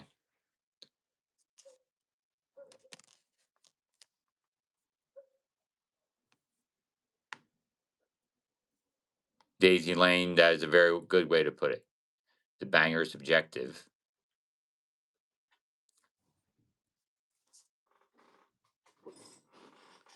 but and that's where principles of arbitrary coherence and personal observation skills come into play. And that's where you can easily take advantage of it when you have a pile of stuff out in front of you and you're live sorting. You may have a crowd that's interested in a certain style of items. Okay. And then you, as we talked about, you are the one that has to create the you have to decrease the arbitrary aspect of the cohesion and then increase the cohesion, whichever way you want to do it, you can employ it. um You can attribute certain colors, you can attribute certain styles, you can attribute certain categories, um, in order to create a coherence to a value. So, that's in how you're telling of or utilization, the way you talk about the merchandise, the way you express it, the way you pick the merchandise you're going to sell based on what sold previously, to everyone's benefit, to what people are interested in at the time and what they're there for, which then translates to more money for you because you're selling what people want at the time they want it, because you're paying attention to their needs and wants.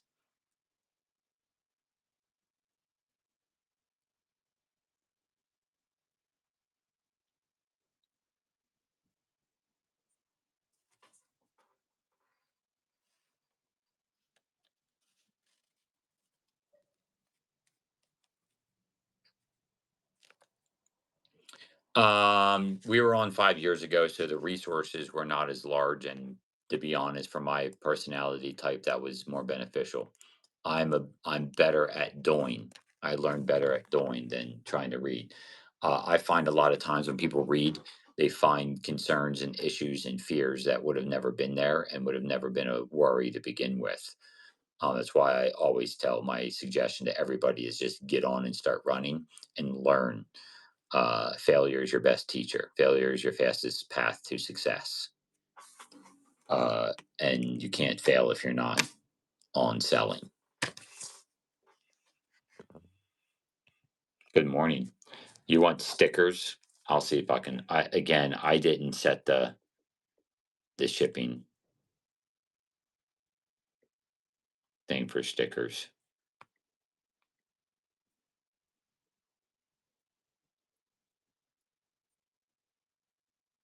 We're not. There is no topic right now. No, it is not.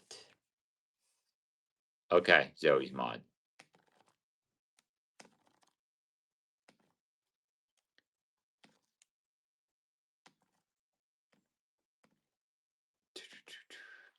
I tell you what.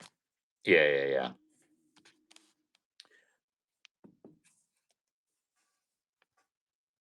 Yeah, I don't have the thing up. Listen, we'll see what we can do to get this video available to you in another form or on another as another option.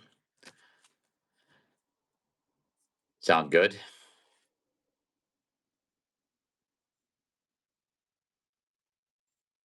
Oh, nice, Zoe.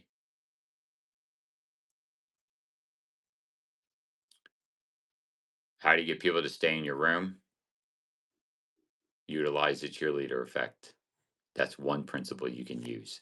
We said that at the beginning when I started talking about the cheerleader effect and how it works. Yeah, selling stuff and having a pile of stuff that people will be interested in.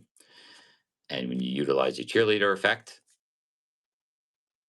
that means more people are going to be interested in what you have out there and find interest and or value in it and will stay in your room as a result because there's interesting stuff.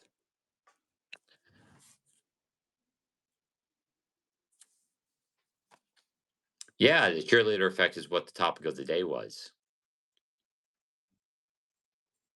Yes. Join me next week. We'll see what we can do about getting you access to watch this, as opposed to me putting stickers in. Because it's just not something I do.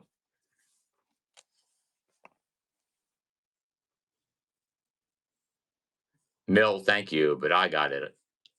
I got it under control. You're on. You're right, Mill. Yep. We already there's wish list. I mean, I'll let you know. I'll let you know. Multicast on YouTube.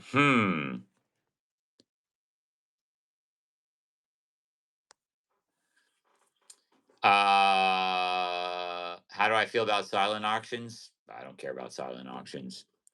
Silent auctions are a process in which you always have to get new buyers. There is no long-term brand buy-in and support.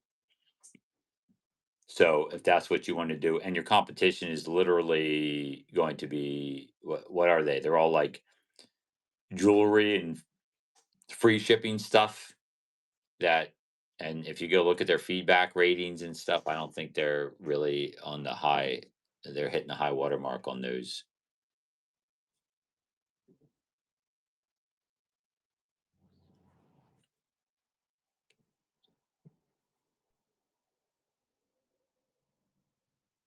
I mean, they fulfill a need for somebody, but again, I honestly I don't think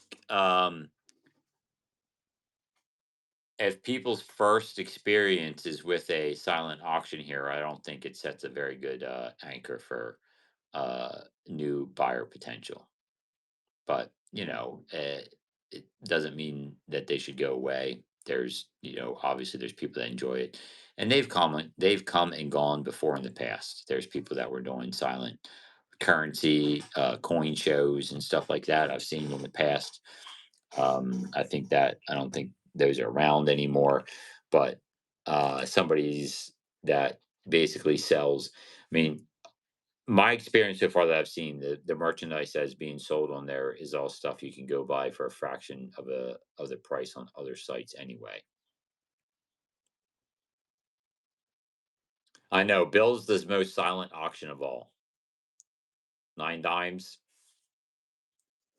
I mean, there's nothing but dead air, except for all the bid calling and singing, and the fact that there's never not a word being spoken. It's quiet. Other than that,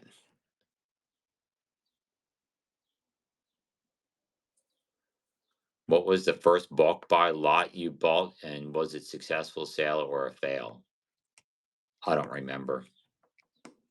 And I don't know if you're asking me if for my first bulk buy lot for on here. Um, yeah, my first.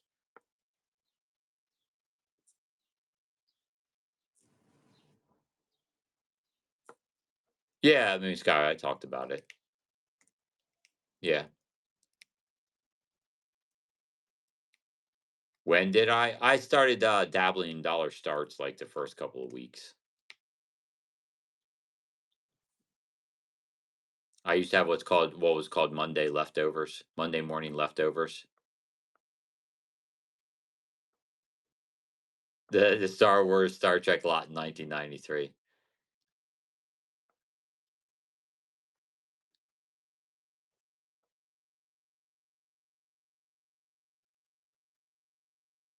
The Days Whatnot has low fees. Do you suggest the small sellers going live?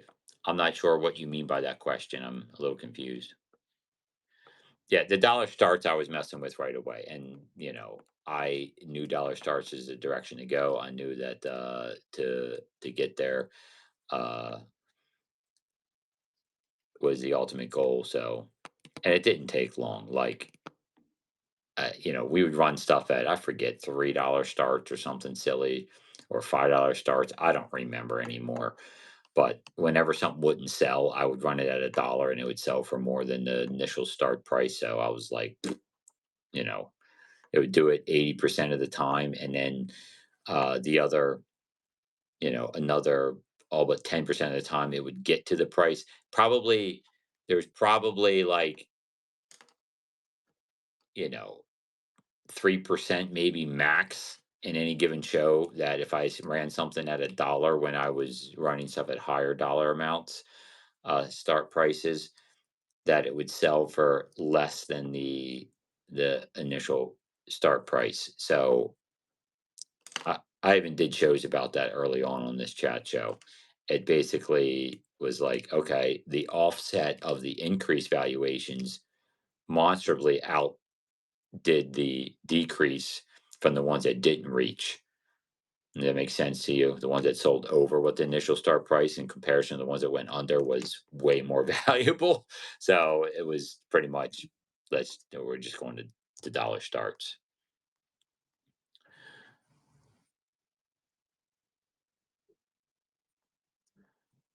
No, no, no.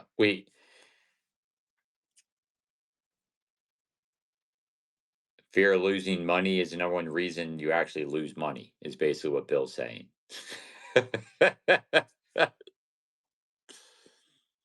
um,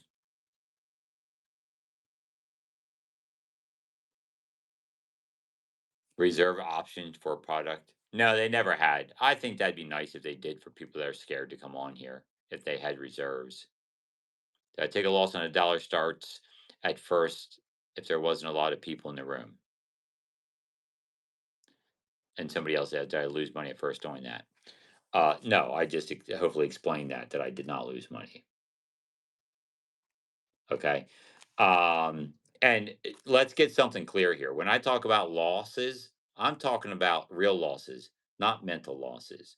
A lot of people take this thing and go, "Oh, I could have sold that." I don't care. The volume outplays the could haves. Um, you end up making more money in the long term than worrying about the $10 extra you could have gotten out of 100, 200 items in comparison to the additional 10,000 items you sold that you would have never managed to sell in a timely manner elsewhere. Yeah, yeah, yeah, yeah. I just like to be clear.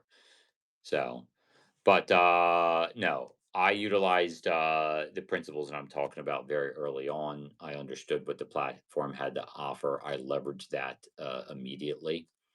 Um, and it was not long. Now we had no social presence. We had nobody knew who we were.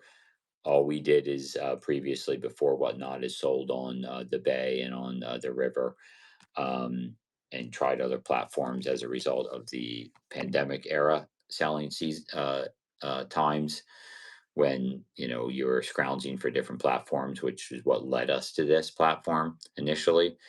Um, but you know, well, not, I immediately capitalized on the opportunity of all the behavioral attributes that this platform had to offer. And so, as far as having people in our room, it did not take us long.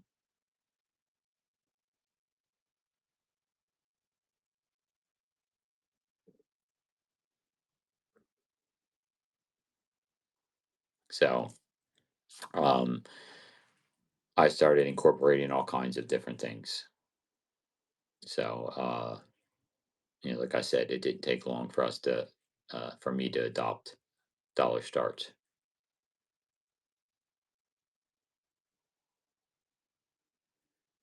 Volume is the attribute you eventually grow to. You don't need volume to have dollar starts. We didn't start out with volume. We and volume is an arbitrary. That has to do with your personal opinion of what I mean. Volume could be. It's all based on what you do personally. Why? Because you don't need mods. First of all, when I had mods, um, I felt guilty about all the time I and the work they were doing in the time I was taken away from them to be in my shows, because they created, even though they said they didn't feel obligated to, I could tell that they did feel obligated to be in my shows because they were in every single one of my shows for excruciatingly long periods of time, tons and tons of time commitment that I just, it didn't feel good in my gut. And then instead I decided to apply different principles of selling in order to not need mods. And so that's what I do now. Don't need mods, and that is way better. The fewer um, things like that you need in your business, the more successful you're going to be. So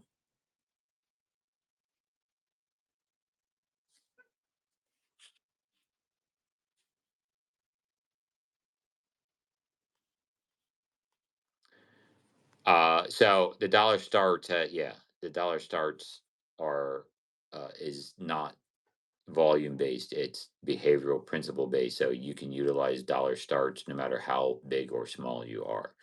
Um, but you don't just, I would never suggest you just start out with dollar starts unless you have a pretty hefty tolerance for losses right out of the gate.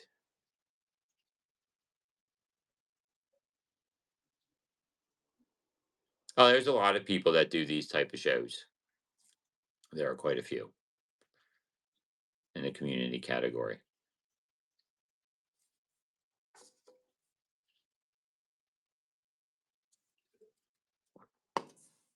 But I appreciate the fact that you're enjoying it.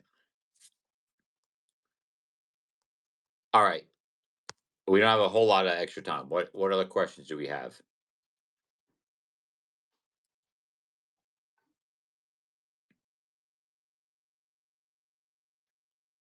No other questions?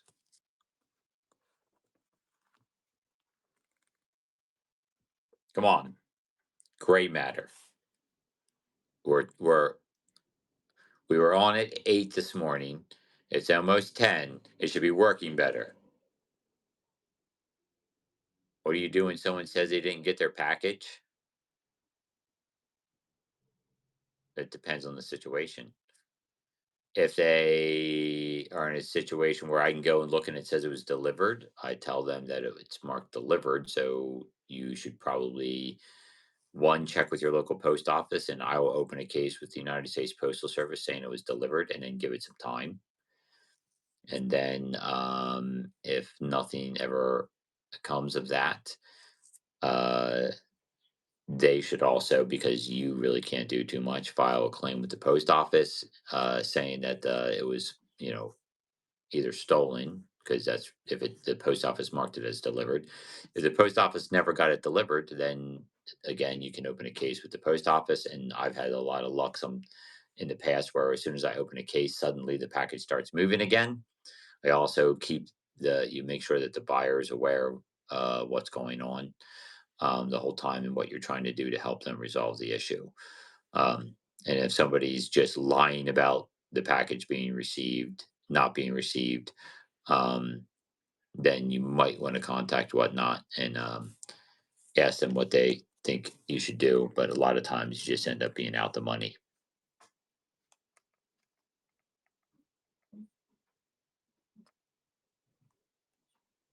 You got an empty box once.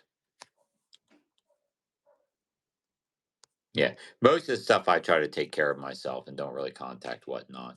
And if it's a small amount of money and the package isn't moving, I just give them their money back because I take care of my own customer service. It's not worth it for me to spend a bunch of time fighting with the post office, opening cases and all that kind of stuff. I just tell the person, I'm going to give your money back. Hopefully, you end up receiving it. It seems to be stuck in limbo with the post office. But you may want to also contact the post office, to see if you can get the package moving again. It's just frequently, and that depends on the price, the value of the item being purchased.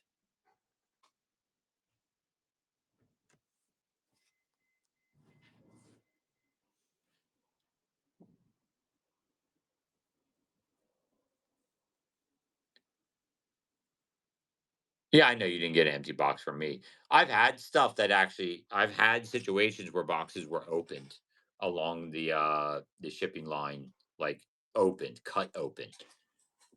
I had one customer where they cut the shipping label out and delivered the shipping label on a piece of the cardboard from the box.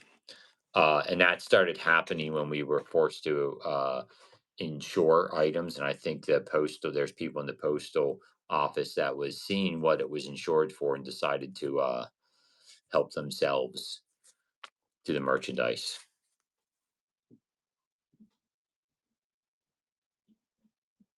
How do I have so many follows but only follow 95? Because I focus on selling merchandise. I focus on my buyers. I don't even pay attention to followers. Followers are not a attribute of success here on Whatnot. They they're they're they're a utility for people that like you to know when you go live, for Whatnot to know what type of shows you like so they can feed you what you're looking for, that kind of stuff.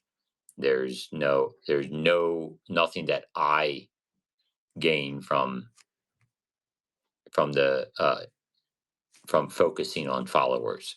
Where I gain is focusing on buyers, focusing on um, the attributes that people actually want, whether that even shouldn't even say buyers, but supporters. Okay.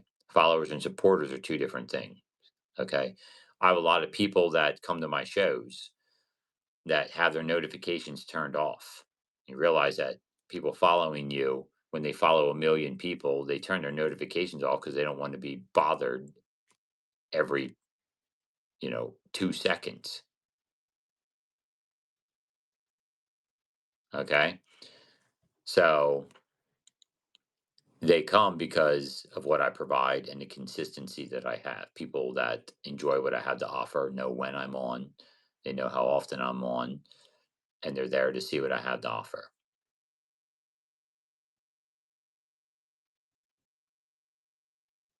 How many shows did you have a week to do what?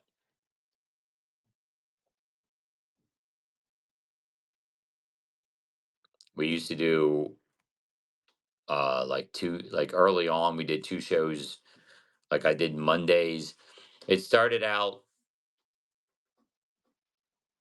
here's the progression.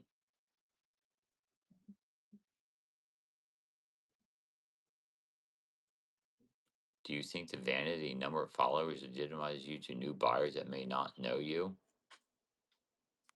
No, if there is, it's not enough of an attribute for me to care about. So when I started on here, my first attribute of success had to do with a show that didn't even deal with selling. Okay. We tried selling in the comic book category, much in the manner that lots of other people do. We go on and everyone felt the need to talk the entire time, felt the need to ask everybody what they wanted, all that kind of stuff. So we've been there. That was what we did at the beginning. Did it work? No, didn't work. All right. Didn't work at all.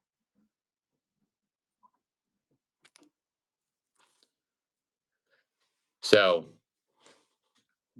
no, the last three sets are coming wish list.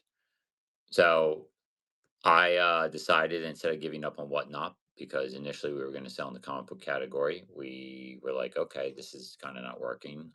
We did Delton Estate stuff, sold on the Bay, tons and tons of things. So we had resources as far as merchandise there went, and then I went digging in Whatnot and found under the category and Whatnot a category for estate sales. So I went into that category, decided to have a show, um, and we had one show, just same kind of format as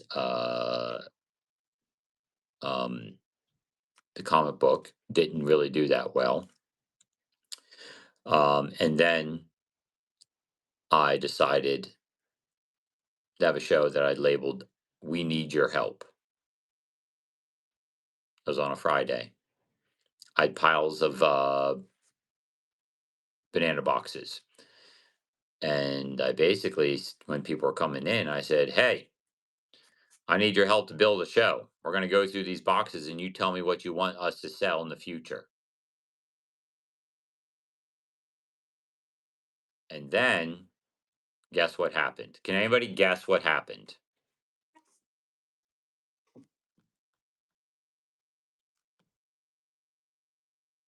No, I'm serious. You want to know why this all works, why I keep doing this? Guess what happened? I'm sorting through merchandise. It wasn't jewelry. We were not selling jewelry. I didn't do jewelry till, yeah, people wanted us to sell the merchandise while we were going through it. Like, hey, can you run that now? Run that now. Run that now. I was like, okay, that wasn't the initial plan, but sure. So I ran a few pieces. We pulled a bunch of stuff aside, and then we had a show with the stuff we had pulled aside. And guess which show was more successful? Just take a wild guess. Which show was more successful? The Help Us. We need your help. And then I go, we're going to have a show called Sort, Save, and Sell, where we go through boxes and you decide whether we sell it now or save it for a future show. And that was our flagship Friday show for years and years until we stopped for a little while. And we essentially, the Banana Box show is what that ended up being. We just did it again for the first time in months on Friday. And we're going to do it again because people really loved us bringing it back. But the hunt. How many items did they say to save? 0. The only stuff that didn't sell was like stuff nobody wanted at all. And back then, it was so new and fresh, everything. So we just sold everything. Everything. And then after that, we were at a house where we were packing the house up and a light bulb went off in my head. And I said, what if we did a whatnot show right in the house? That'd be crazy. And then a few short weeks later, the opportunity to do that happened. And then the springboard to crazy success for us was pick this old house. No, we didn't determine. The price was like $3. We already knew right out of the gate. Well, let's rephrase. I already knew right out of the gate, you need to start with a simplistic manner of just running items for a generic start price, a low start price. We may have been like $5 start prices at that point, but I think we quickly went down to $3 start prices, and it hovered there for a little bit and then went to $1. And then pick this old house. After the first day of sale, we were just like dollar start. We don't even need to bother starting anything higher than $1. Pick This Old House was born. We were the first ones on Whatnot, which was the first built for live selling auction platform. So we were the first ones to do a live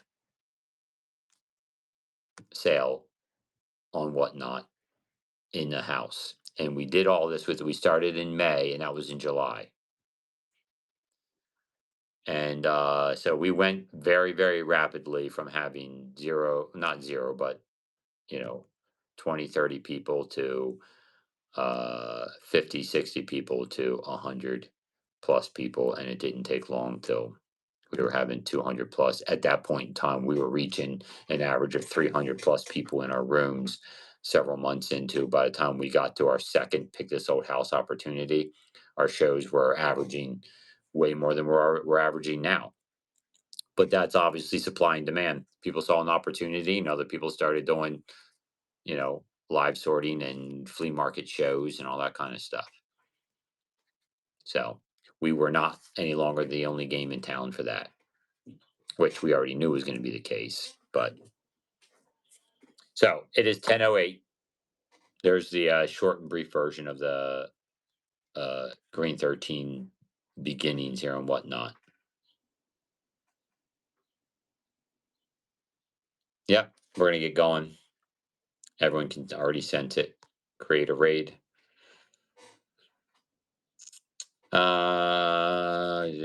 Let's see what pick for me brings me.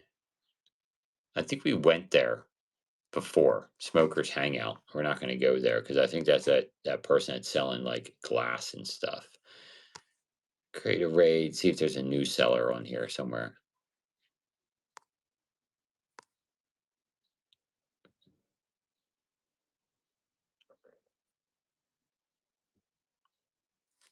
You know what?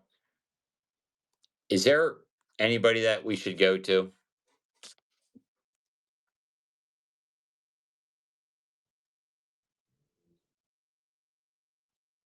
Who?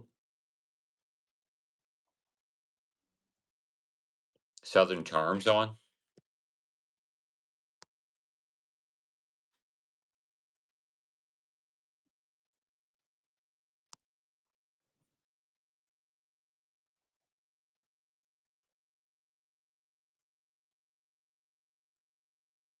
That one? Southern Charm 7?